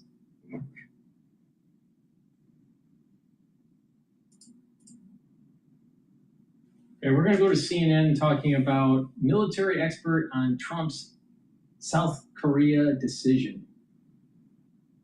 Unforced error. But before we do, please go to my store, the-studio-reykjavik.com, and get the Max 35. It's 35 parts per million, or Cleanse, which is 30 parts per million. Either one will help to boost up your innate immune system. Take a teaspoon a day, every day, swish it in your mouth, gargle about 20 seconds, and then swallow it. This will improve your oral cavity. It will neutralize because it has structural nanosilver. It'll help to improve your oral pharynx, maintain a mucosal barrier, improve the health of the epithelial cells, and by doing that, you're boosting up your innate immune system. This is perfect during the cold season. You should be doing this every day to neutralize and improve that oral cavity and that oral pharynx. I've been doing this protocol for over 6 years, every day, teaspoon a day, every day. And if you're exposed to a lot of dust because you're cleaning or you're working out in the yard, this will help to neutralize anything that you may contract. So please go to my store, the-studio-reykjavik.com. Use discount 5, you save some money. It's the-studio-reykjavik.com. Purchase the great products that I offer and help support the channel. We're following a story that's been developing overnight. President Trump scaling back joint military exercises with South Korea just hours before they were set to begin. So the president cited his relationship with North Korean leader Kim Jong-un, saying the drills send a signal that is, quote, inappropriate and hostile. And he also called out Seoul's lack of assistance with Iran. He wrote, while somewhat unrelated, I recently asked the president of South Korea if they would like to join us in the denuclearization of the Islamic Republic of Iran, and make no thanks. So where does that leave our relationship with a crucial ally in the region? This is really worrying a lot of countries about our reliability. It's very important. If you're going to have an alliance, you've got to have exercises to go with it. One of the things he said in his Truth Social post was also, these exercises are not only costly, so they're expensive. Yeah. He claims much of the costs were paid for by the United States, as usual. Then when we were talking to military experts, they were like, actually, that's not how this works financially. Here's an example. And this can have some serious impacts on our relationships in the Pacific realm. South Korea is a critical ally for us. And oh, by the way, they pay for a large portion of those exercises. They also pay for the upkeep of U.S. troops in South Korea. So the idea that we're paying for everything there is absolutely false. The other aspect of this is that the relationship that he has, that President Trump has with Kim Jong-un, is I would characterize it as ephemeral at best. To put your stock in a relationship like that and really limit exercises when, first of all, we've paid our portion of that already. The things that we do in those exercises are critical for the joint defense, not only of South Korea and Japan, but also for defense of the United States as well. And, this particular situation, what you're seeing is the North Koreans are getting an advantage at really an unforced error on our part. And it's going to damage the relationship that we have with the South Koreans, and that's not a good thing.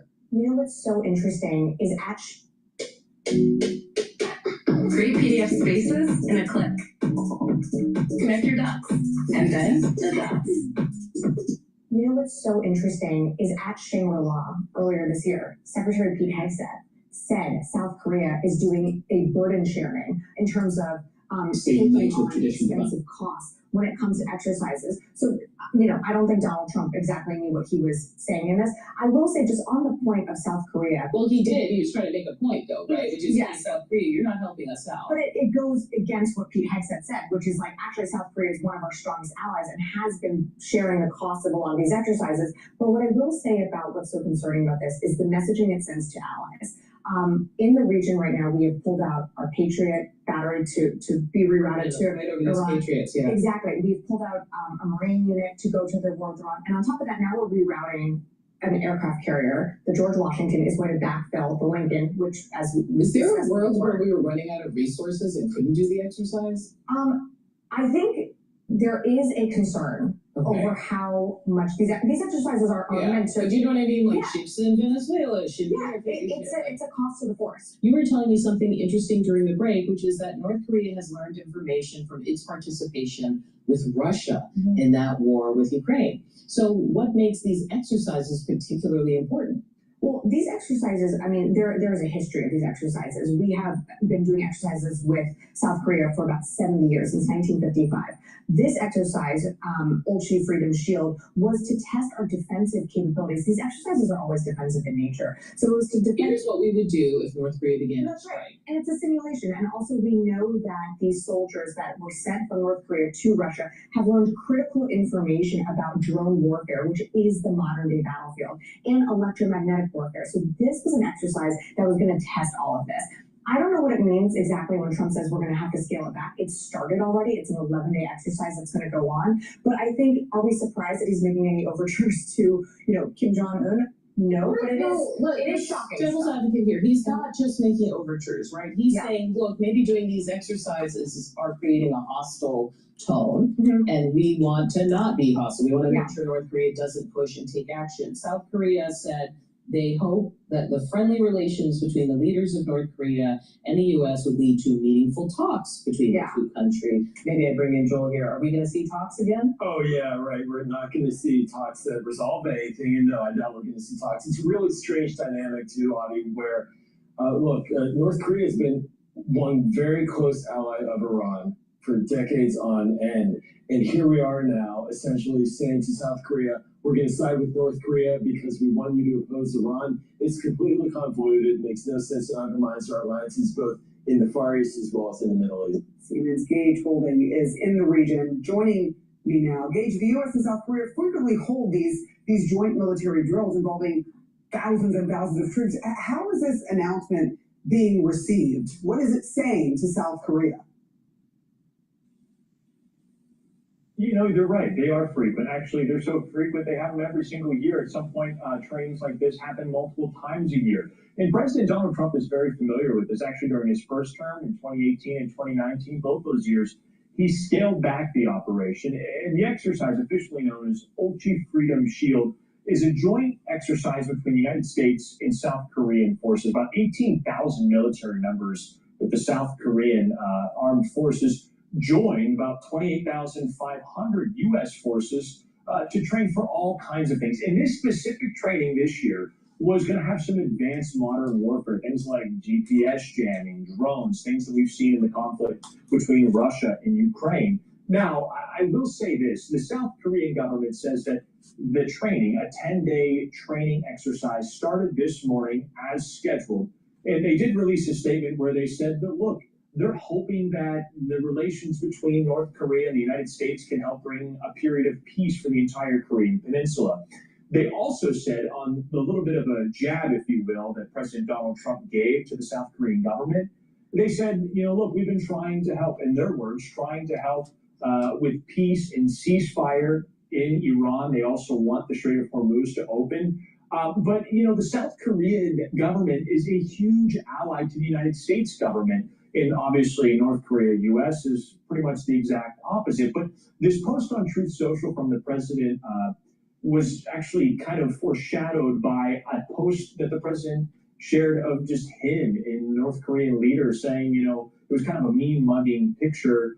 But he said, look, our relationship is great. Now, what's really interesting here is that all of this is coming as President Donald Trump has tried, or at least appears to have tried, to set up some sort of meeting between Pyongyang and Washington, D.C. somewhere. Remember, over his first term in office, he met with Kim Jong-un 3 different times. So far in this term, they have not met once. But again, I don't know if this is an extension of maybe like a olive branch to the North Korean government to try to open up some sort of communication, maybe to get a win in the diplomacy area, especially with what's happening with Iran.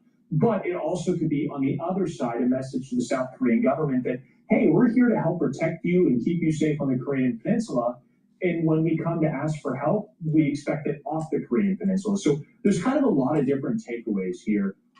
As for the actual impact, I think that's something we're going to see over the coming days. All right, let's talk more about this. Joining us right now is Gordon Sondland, the former U.S. ambassador to the European Union during Donald Trump's first term. It's good to see you, Ambassador. Thanks for jumping in.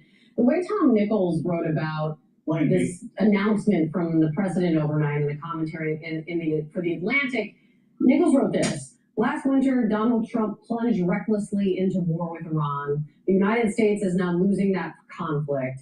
And so the president of the United States has taken the logical next step. He is punishing South Korea, a loyal American friend, and tempting U.S. enemies to doubt America's will to defend its allies. Do you see that? No, I don't accept the premise of the Atlantic article.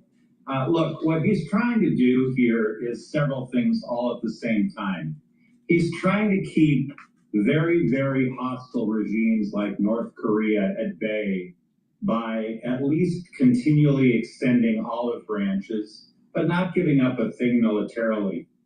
These exercises, which are held annually, were long planned. The North Koreans know that. He's trying to just insert some friendly rhetoric into the equation, and also to smack the South Koreans a little bit about their lack of willingness to stand next to us during the Iran conflict. They were not particularly helpful, although as time's gone by, they're slowly warming to the idea that this is in their interest to help. So no, I don't look at it as as extremely as the author in the Atlantic article wrote at all. If the exercises are actually scaled back, do you think this hurts Ukraine? Are they the unwitting victim in this, considering that North Korea is the one helping Russia prolong the war on Ukraine? No, I think the scaling back of the exercises is largely performative. I think they're going to do everything they need to do to have an effective exercise. I think this is Trump's strategy to keep an open line of communication with Kim Jong-un. And my sources tell me they are in regular contact. He won't admit that, and clearly the North Koreans won't admit that. But he believes very strongly in constant dialogue, and I think that's what's going on between the United States and North Korea right now. All right, we're going to switch over to a clip about the bond market. Please go to my store, the-studio-reykjavik.com, and get the structural nanosilver toothpaste. This will whiten your teeth, freshen your breath. It's going to help to neutralize, because that's the structural nanosilver, has no fluoride. They'll reduce inflammation at the gum line and help the health of the gum line. And with good oral hygiene, you're helping your cardiovascular system too. So please go to my store and get the structural nanosilver toothpaste. This toothpaste is the best toothpaste you're going to be able to get. So get a few tubes of this for your household, and it works really well, especially for the cold season, because it's neutralizing. So please go to my store and get the structural nanosilver toothpaste. Use discount 5 and you get $5 off. It's the-studio-reykjavik.com. Writing, central banks can initiate rate hiking cycles to tame inflation, but underlying debt dynamics ultimately dictate how those cycles end. Stephen joins us now for more. Steve, my friend, it's good to hear from you. It's good to see you. Hi, John. Are we on the brink of some bond market pushback, limiting the ability to hike rates here at some of these central banks? The focus is Jackson Hole already. I know it's a week or so away, but people are now discussing what's going to come up at these meetings, because it's very often the case that big set-piece moves happen at these conferences. I think that you've reported the impact of debt and fiscal dynamics on bond yields and earnings.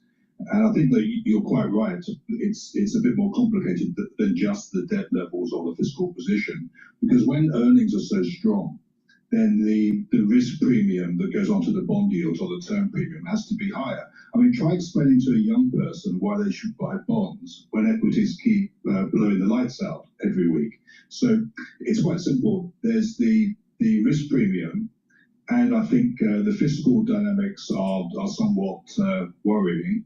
I guess you could say there's an international effect as well on the long end of bond curves here in the JGBs at the moment. But a few weeks ago, it might have been gilts or bunds or Australia or something. So I think there's a whole list of factors that are explaining this drip higher in bond yields at the long end. Steve, can I pick out one? And it's supply. Yeah. I remember a fantastic paper that you published a number of years ago. You know where I'm going with this. Bonds aren't potatoes. Yeah. Can you talk to us about the importance, or maybe the insignificance of supply, traditionally, to DM sovereign debt markets? The point of the paper was that the supply gets taken down. Bond yields reflect the policy rate and the expected path of that policy rate and where it ends up. So it should be that all available information is factored into the price. Where I think the the model has kind of broken down is with these huge shocks like COVID, where we had a big shift in the level of debt, maybe 20-25% level shift, like GFC in 2008. The thing about it is, John, if you look at the 2-year that you were covering just now, the 2-year is totally explained by the policy rate and where it's going to go next. Just in the space of the last 6 months or so, we've had a move from markets looking for 3 rate cuts to as many as 2 rate hikes in a year's time. So that's a net 5 rate hike move. And that explains the entirety, if not more, of the shift in those yields in the 2-year, even out to the 5-year. It's when you get to the 10-year plus that something else is clearly at work, and those yields don't want to go back below 5% at the moment. And I think there is a supply dynamic, but I think it's a bit cheap to say that there's too many bonds around, that's why the yields are going up. I think the explanation is a bit more sophisticated. I think it's related to the performance of stocks, what's happening in Japan, and yes, there is some fiscal risk premium. Steve, can I add in maybe corporate as well, and the rising competition for capital that we are starting to see increasingly in the debt market too? What kind of influence is that having in a way that maybe it didn't in years gone by? Well, it's so right. It's so right, John. And in fact, thank you for reminding me of that. And in many ways, I include it in the risk premium category. But faced with the choice between a household name that's issuing long bonds that has a very good credit and the US Treasury, where some people are even questioning the credit, when you can get even more yield in that household name electronics company, whoever it might be, guess what's going to happen? So traditionally, you have a crowding out when yields get high enough, and the government always gets done. So there shouldn't be a problem. But that crowding out now faces a challenge from other needers of capital. So there is this demand for capital to invest. I think that is part of it as well. So let's add that to the list, John. Steve, given the reality we're in right now, where does this leave the Treasury Department in terms of their options, and where are they going to sell debt?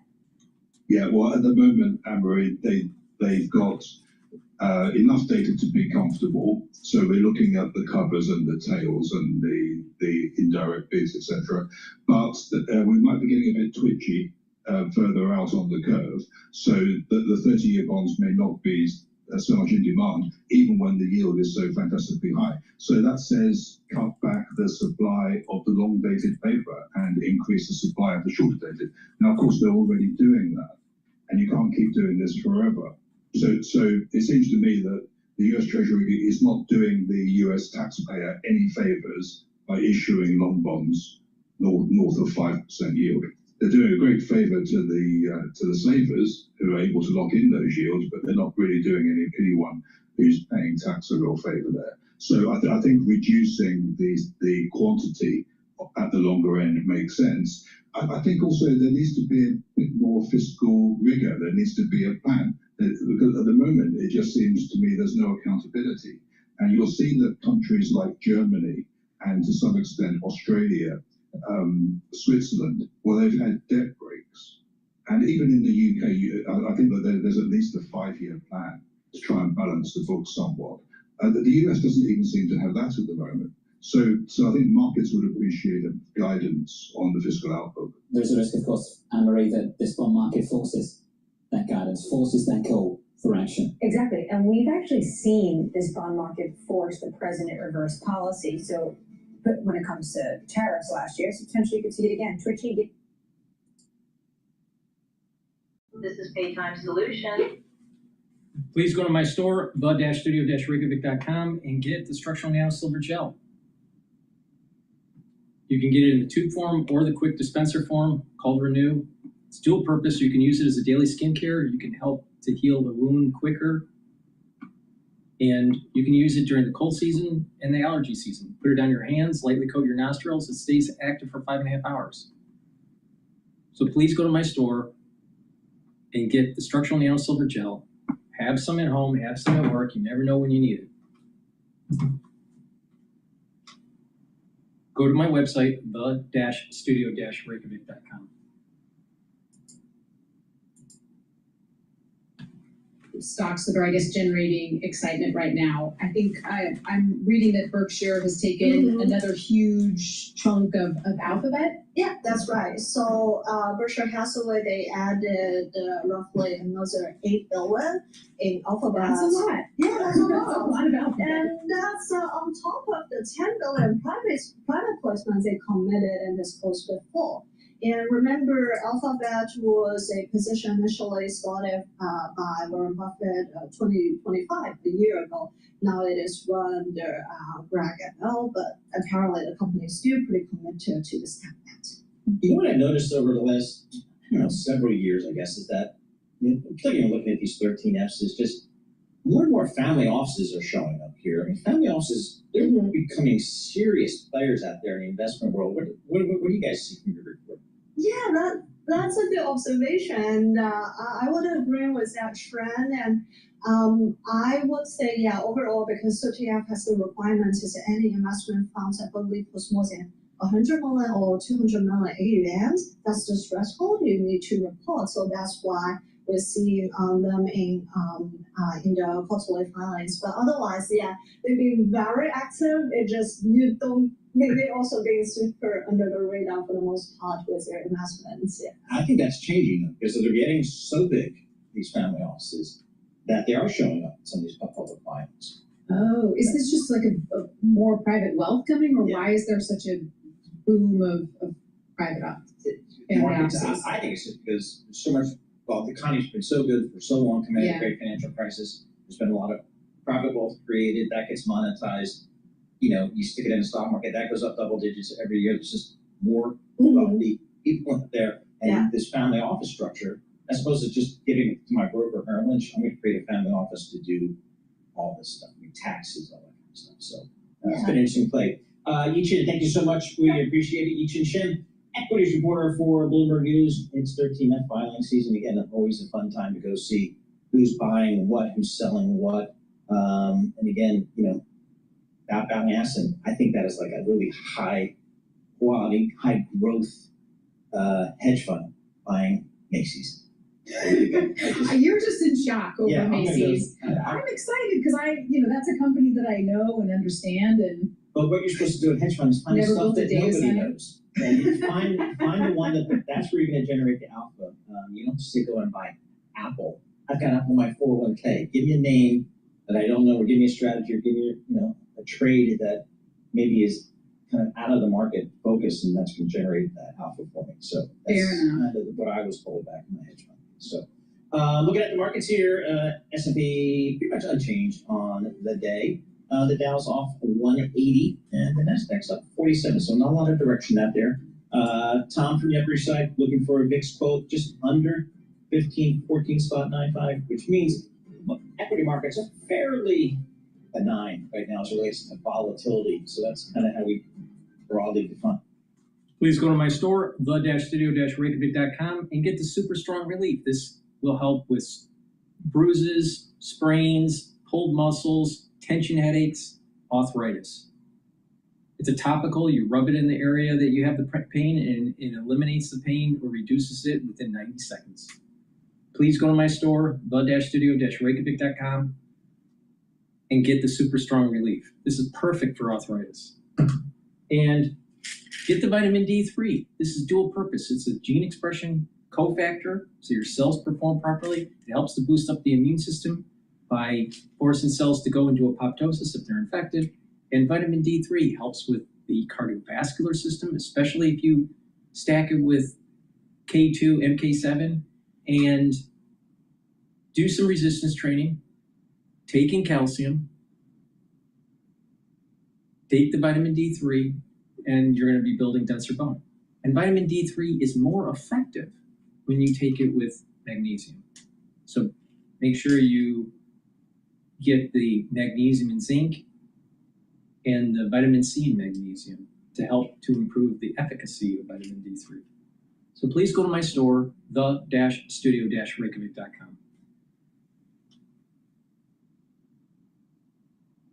Now let's go over the markets a little bit. The oil market is trading at 82.66, so it's still in that trading range of 79.62 to about 88. but on the lower bound of that range. The S&P 500 is trading at 7,798. And the short ETF for semiconductors is going down. It's now trading at 1096. I think that will test the $10 a share mark, because right now there is a rally going on in tech, and it's probably going to have sustainability for a few weeks.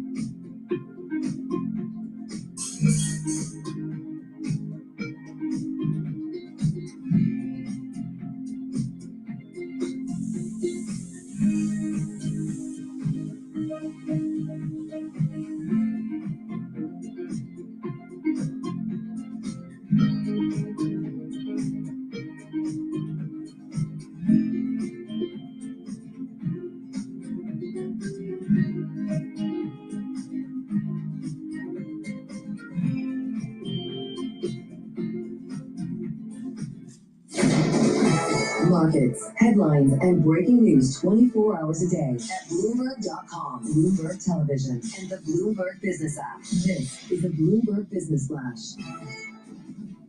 It's 11:21 on Wall Street. I'm Amy Morris. This Bloomberg Business Flash brought to you by Golden Crest Metals. Inflation, tariffs, and volatility have some investors turning to gold for stability. To get a free gold and silver info guide and learn how to add metals to your IRA or 401k tax and penalty free, go to goldencrestmetals.com/guide. That's goldencrestmetals.com/guide.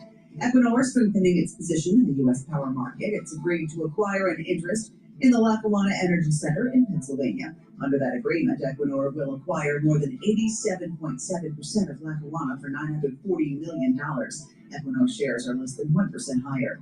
Investment firms for ultra-wealthy individuals have built up billions of dollars of exposure to SpaceX, highlighting their ability to muscle in on sought-after business opportunities. More than a dozen family offices held a total of at least $3.8 billion in SpaceX through the first half of this year. SpaceX shares right now not quite 6% higher.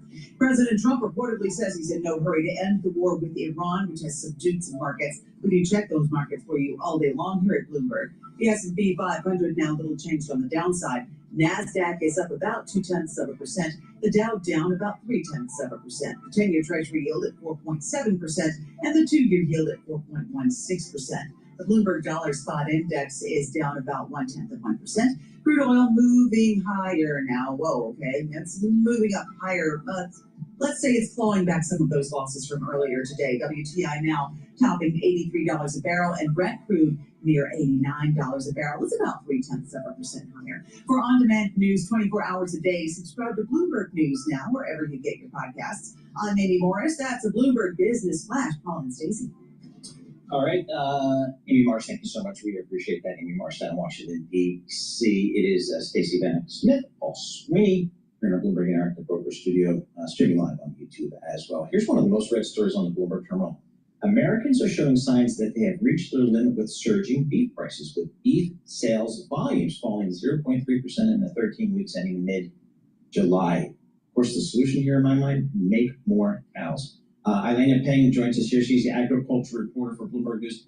Apparently, Elena, it's not that easy, is it, to get beef supply up and prices down? Yeah, so the U.S. cattle herd runs very cyclically. It runs on a decade-ish long cycle, and right now we're sort of at the base of one of those cycles where the U.S. cattle herd is really small, and ranchers a couple years ago basically started selling more of their animals for meat because the production costs were really high in terms of like interest rates, and then the drought was also severe at that point.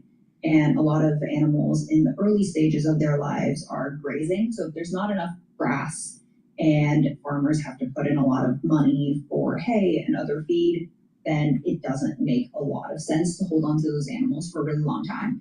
And we're still kind of in that boat. We're starting to see some like more modest signs of rebuild, but not nearly enough. And so that's kept the US beef supply pretty much under pressure for much of the last couple of years. Here's the number, just out of, since maybe like the recent lows, 2010 to recently, ground beef up over 200% during that time. Unbelievable. This is unbelievable. I mean, Paul's absolutely right. Make more cows. These are like the beautiful laws of supply and demand. When, you know, the price gets really high, more cattle producers will buy cows, and that there will be more beef and the price will drop. You mentioned that the input costs are just rising a lot. What are some of those costs, and how is it possible that they're outweighing these really high prices? Because, you know, these prices have been high for years now. Yes, for sure. So obviously interest rates are like the main thing. The costs of land are really high for ranchers. Interest rates affecting, like they borrow money for equipment, for land, for equipment, for land, for feed. Feed prices have gone a little bit better, but you also have to consider, like, if you're a rancher that's thinking about retaining animals for breeding, you're trying to figure out what cattle prices are going to look like a year or two from now. So like right now, if you have an animal and you sell it, you're getting a good amount of money back. But if you hold on to that animal for breeding in like a year, they don't really know what the prices will look like. So you take that in conjunction with drought, in conjunction with high interest rates and all of these other factors. And like some ranchers are still seeing selling as the way to go. We're starting to see that cycle turn a little bit. I think the latest USDA data showed like a 3% bump in those animals that are supposed to be for breeding. So that's like signs of recovery for the cattle herd, but that like also takes time. Again, I watched that in the ranch. I think I'm an expert on ranching here. 100%. So is there any incentive from the government? Does the government subsidize at all these ranchers and maybe could support them having bigger herds? In Texas, they've been pushing for that. I know the Texas Agriculture Commissioner has pushed for like more financial support for cow-calf ranchers. Those are the ones that have the animals at the really like start of the supply chain. Those tend to be smaller producers, so I do think the financial backing would be helpful, but I think a lot of it is just like waiting for the supply-demand balance to balance out. And I think we're starting to see that with supply starting to increase a little, and we're starting to see consumers hit that like price ceiling that they're willing to pay. And that's also cooling markets a little. So eventually that will also incentivize ranchers to start holding on to animals for better prices, hopefully later, instead of selling mostly everything now. Yeah, I mean, let's go all the way up to the supply chain to our plates. So what has happened to beef prices, and what are we seeing from the beef eaters of the world? Yes, beef prices have jumped really strongly, and I think for a long time, honestly, the beef industry itself was kind of surprised that people kept buying.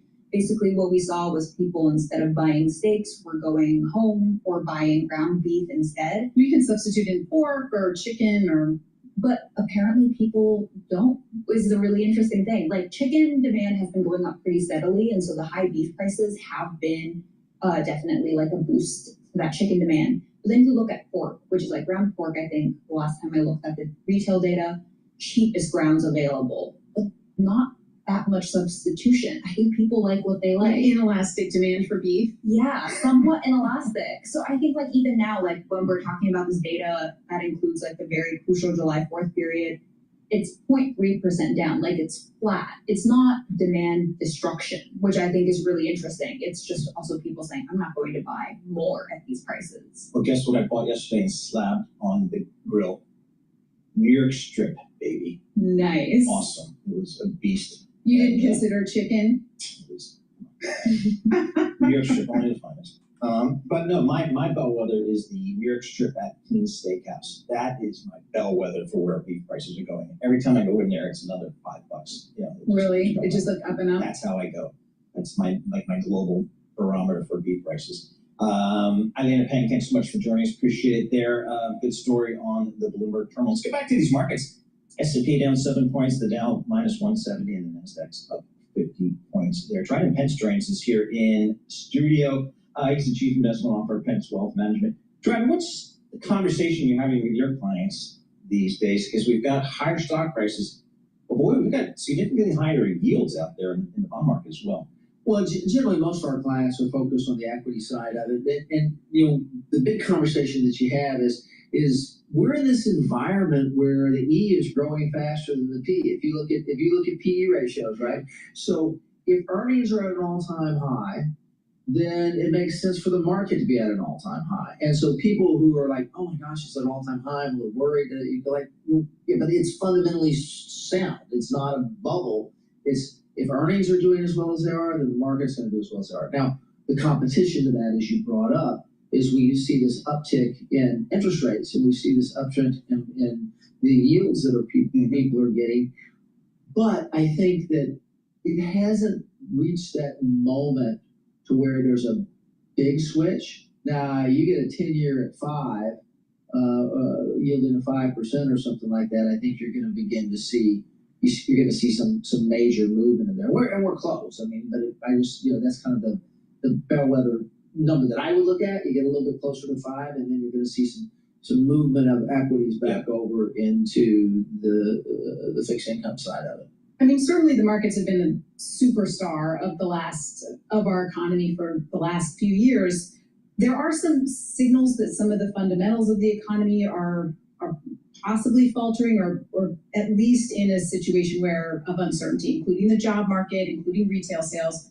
Are there any of those that you're watching for signs that maybe this sort of rally will change course? Well, I think we pay attention to the consumer a lot, and it's very true that consumers in certain segments of the economy are getting stretched. And we just had this conversation about beef prices, and so prices are up, certain things are up, but again, there is some inelastic demand, and people are kind of moving within what are they going to pick to spend their money on, but they're still spending money.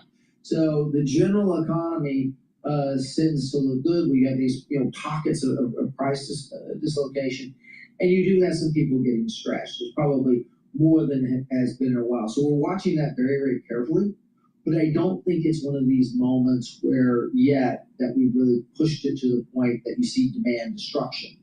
Now, gas prices get up to $5.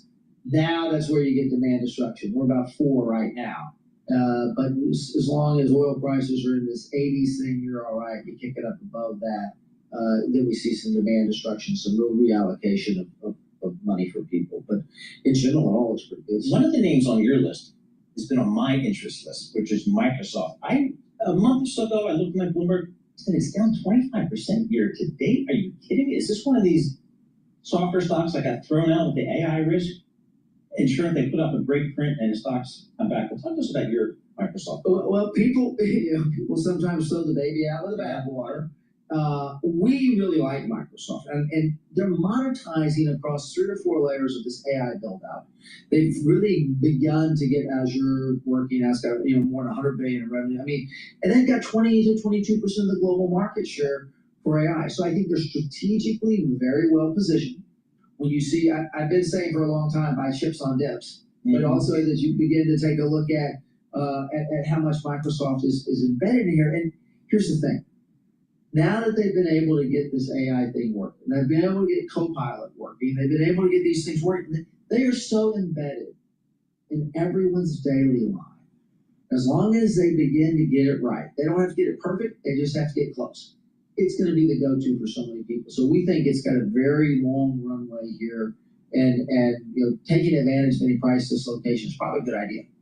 Brad, remind me and our audience the pin on your lapel of your suit jacket. Oh, that's a Bronze Star. And where did you get the Bronze Star? That was during Desert Storm. So I was there during the very first Gulf War. I think throughout all my adult life, we've been dealing with the Middle East, Gulf War, with Iran, with all of these things. So it's one of these things that continue to run. But yes, that's where it's from. Thank you for your service. Yes, sir. Thank you for your service. Harvard undergrad. He went down the road and got his ROTC commission from the Army at MIT. Yes. There you go. And then the rest is history. Here he is. And here we are. Talking stocks, talking Microsoft for the left. Dryden Pence, Chief Investment Officer, Pence Capital. Thanks so much for joining us here in studio. Looking at the markets here, please go to my store, the-studio-reykjavik.com, and get the collagen. Collagen will help with your skin, your nails, your hair, your musculature, your cartilage for your joints, and your bones. So please go to my store and get the collagen. This is a month's supply. Mix it with soft foods like hummus or yogurt or applesauce. You can mix it with milk, put it in a smoothie, or mix it with just filtered water. But take it every day. It's really important. Some people even put it in coffee. And then do some resistance training, do some exercising, and that will help with your joints and help with your musculature, your bone density. Really important. But it's also very good for your skin. Take it with the vitamin C and magnesium supplement. Drink it with filtered water. And what will happen is the vitamin C and the collagen will cross-link and improve that dermal layer. So please go to my store, the-studio-reykjavik.com.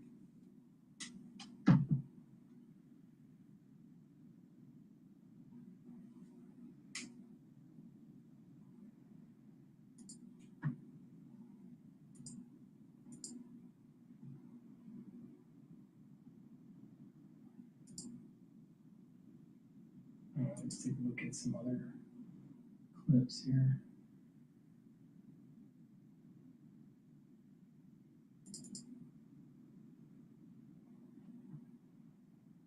Imagine being able to build anything just by thinking about it. Meet Base 44, a complete AI creation platform.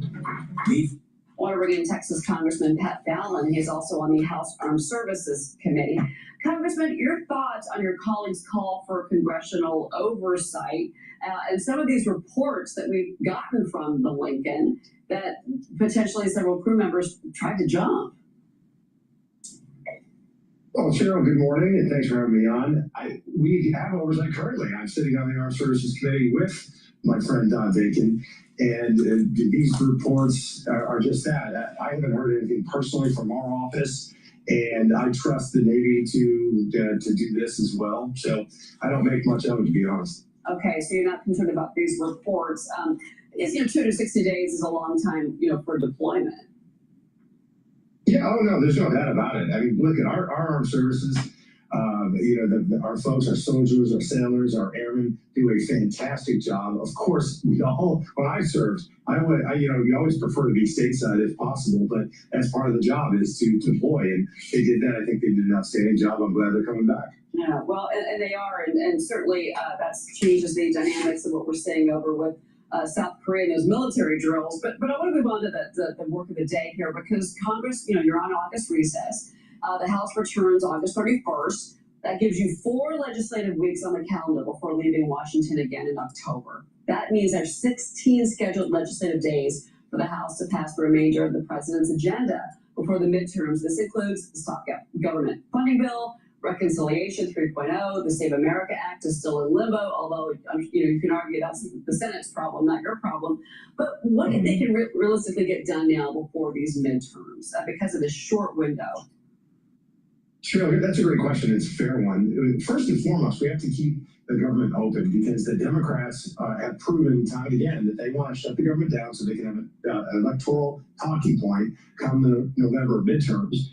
They'll say, look at the Republicans, they can't govern, they have the House, Senate, White House, and yet they shut the government down, which is patently untrue and false. And I can prove it because the last government shutdown, finally we were open because some of the Democratic senators caved, because you need 60 votes in the Senate to fund this. So the way around it, as you mentioned, is Reconciliation 3.0. We would need any Democratic votes. I do think that's a top priority. We can get that done. We must get that done. Also passed an Iranian supplemental for the Iranian conflict.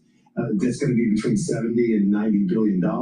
And I would love to see the Save America Act passed. But as my good friend, the soon-to-be next governor of Florida, Byron Donalds, said, the Senate sucks. And they really got to get on their horse and get that done. Well, you mentioned this. So obviously, the ask from the Secretary of War, Pete Hegseth, for this $1.5 trillion ask. But then there's also the emergency, the quick money that he needs in the billions for the military. Again, because of these ongoing operations in Iran. But at the same time, you and some of your, not necessarily you, but some of your colleagues have come on the program and said that we need to make sure that the money is well spent. That, again, is oversight. And I know that you've heard these concerns, in particular when you've got budget hawks that are very concerned about debt and deficits in this nation, which have continued to jump. Oh yeah, the debts and deficit are out of line. I mean, it's I just did a town hall recently, and I said our number one national security concern really comes out of Beijing, and the number two comes out of Washington because of the spending. It's an existential threat to our future. There's no doubt about it. But unfortunately, sure, we live in a dangerous world, and you talk about both Clintons, both Bushes, Obama, Biden, Harris, and President Trump all had something in common, whether they were candidates or actual served in the presidency. They all said, we will not have a nuclear Iran. And Iran was danger close, and President Trump took action. Yeah, he reiterated that this morning in a Truth Social post. Now, the State of America Act, now it's still stalled in the Senate. Of course, there's limited time, which looks like it makes it unlikely to pass before then. The Fifth U.S. Circuit Court of Appeals reinstated multiple provisions of a 2021 Texas election integrity law. That created an ID requirement for mail-in ballots and applications. The lower court blocked those changes in March. Congressman, I want to get your thoughts on that because overall, there are pieces of Save America Act that Americans overwhelmingly support. More than 80% of Americans say, yes, ID to vote, absolutely. How do you get at least a piece of the Save America Act through, in your opinion? Again, this is the Senate's ballgame right now, but it's been yours. You hope that Chuck Schumer catches a strong case of common sense. I was in the Texas legislature for 8 years and part of that voter ID bill, and it's an excellent one. When you look at Americans, what do they think about the Save America Act / voter ID? Almost unanimity with Republicans, 96%. Even independents are over 80%. Democrats, or at least the rank and file ones across the country, are 70% plus. Even voters under 30. So universally, Americans think this is common sense. You would hope it could get done. And if it can't, I would love to see we attach it to Reconciliation 3.0 and then the Republican senators overrule the parliamentarian if it's stripped out. All right. Well, I want to ask you about something else that's going on down in Texas right now. This is fascinating. So we're less than 80 days to the midterms. Voters in Texas casting their ballots for the first time since the Republican-led redistricting efforts that we saw. But this is a major test for Democrats in their sway with those Latino voters in particular. Politico reporting the party remains confident in their chances to win seats that may not be as red as they appear. And what they report in here, and this is from Politico, is that Representative Henry Cuellar approached Mike Johnson, this is Politico reporting this, and said, who should I think? You are the White House. Because his team crunched the numbers, they believe that this redistricting effort in the state is better for him. Your thoughts on that? AI at Amazon is extremely innovative. Everything is happening so fast. You're surrounded by people from whom you can learn something new. Amazon, based on the network you're building and your determination, you have every. Your thoughts on that? Henry Cuellar is a very unique Democrat. He votes with us a lot of the time on border security and such, and Henry is very popular in that district, so it's going to be very interesting to see what happens there come November. The other Democrats, I doubt, are thanking Mike Johnson or anyone else in Washington.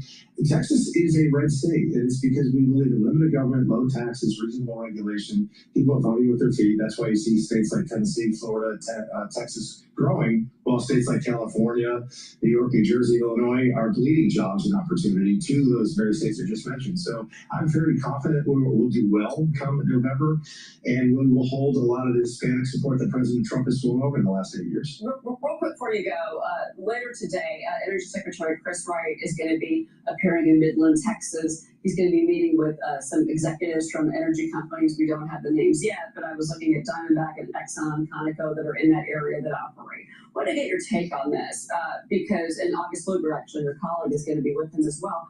And they're going to talk about gasoline prices, and they're going to talk about energy production. This is the Permian Basin. This is part of it. This is a big piece of that energy story, your state. How important is this to you, not just this event, but also the messaging that's going to come out of it? That's very important. I was asked in some local interviews I did last week about, does the price of the pump affect your chances to hold the House and the Senate come November? And of course it does. I mean, we're all feeling it. And I do hear that from constituents. And if unfortunately, if the Iraq conflict didn't happen, I don't think we'd have this issue, but it did. And it's the mullahs in Iran and Tehran that are responsible for it. So it's very important to make sure that American production is strong and vibrant and robust. And increase, quite frankly, because the greater supply we have out there as a world commodity, maybe the price will come down a bit. All right, Congressman Pat Balance, always great to speak with you, sir. Thank you for being here. Thanks, Joe. God bless. Take care. Please go to my store, the-studio-reykjavik.com, and get the collagen. Collagen can be stacked with the collagen to help to remodel the joint. You can take them separately, but I recommend you take them together. You can also stack this with the super strong relief to reduce the pain if you're remodeling your joint, especially for sports injury or for arthritis. They'll help to reduce the pain. Now, what you should be doing is just opening up the joint up to a point of pain and then a little bit more, count to about 30 seconds, relax, and then do that again. Do that 3 times. Now, do that every day, and over time, you're going to be able to open up the joint farther without pain. Now, collagen is going to help to remodel that joint. It's going to help to remodel the cartilage and the cushioning of the joint, block the pain gatekeeper NAV 1.7, reduce joint erosion by blocking MMP3 and MMP13, and block the inflammation of the joint by blocking EP4. So take this every day and do these exercises, and over time you're going to notice that your arthritis or your sports injury with that joint is healing. You're remodeling that joint, but it takes time. So please go to my store, the-studio-reykjavik.com. That's the end of my broadcast. Thank you for listening. Please share the links, ask your social media to follow me, and get the great products that I offer. These are products that I take regularly to help to slow down the aging process. It works, they're very high quality, and you can save some money by using discount 5. So please go to my store, the-studio-reykjavik.com. Thank you for listening and have a nice day.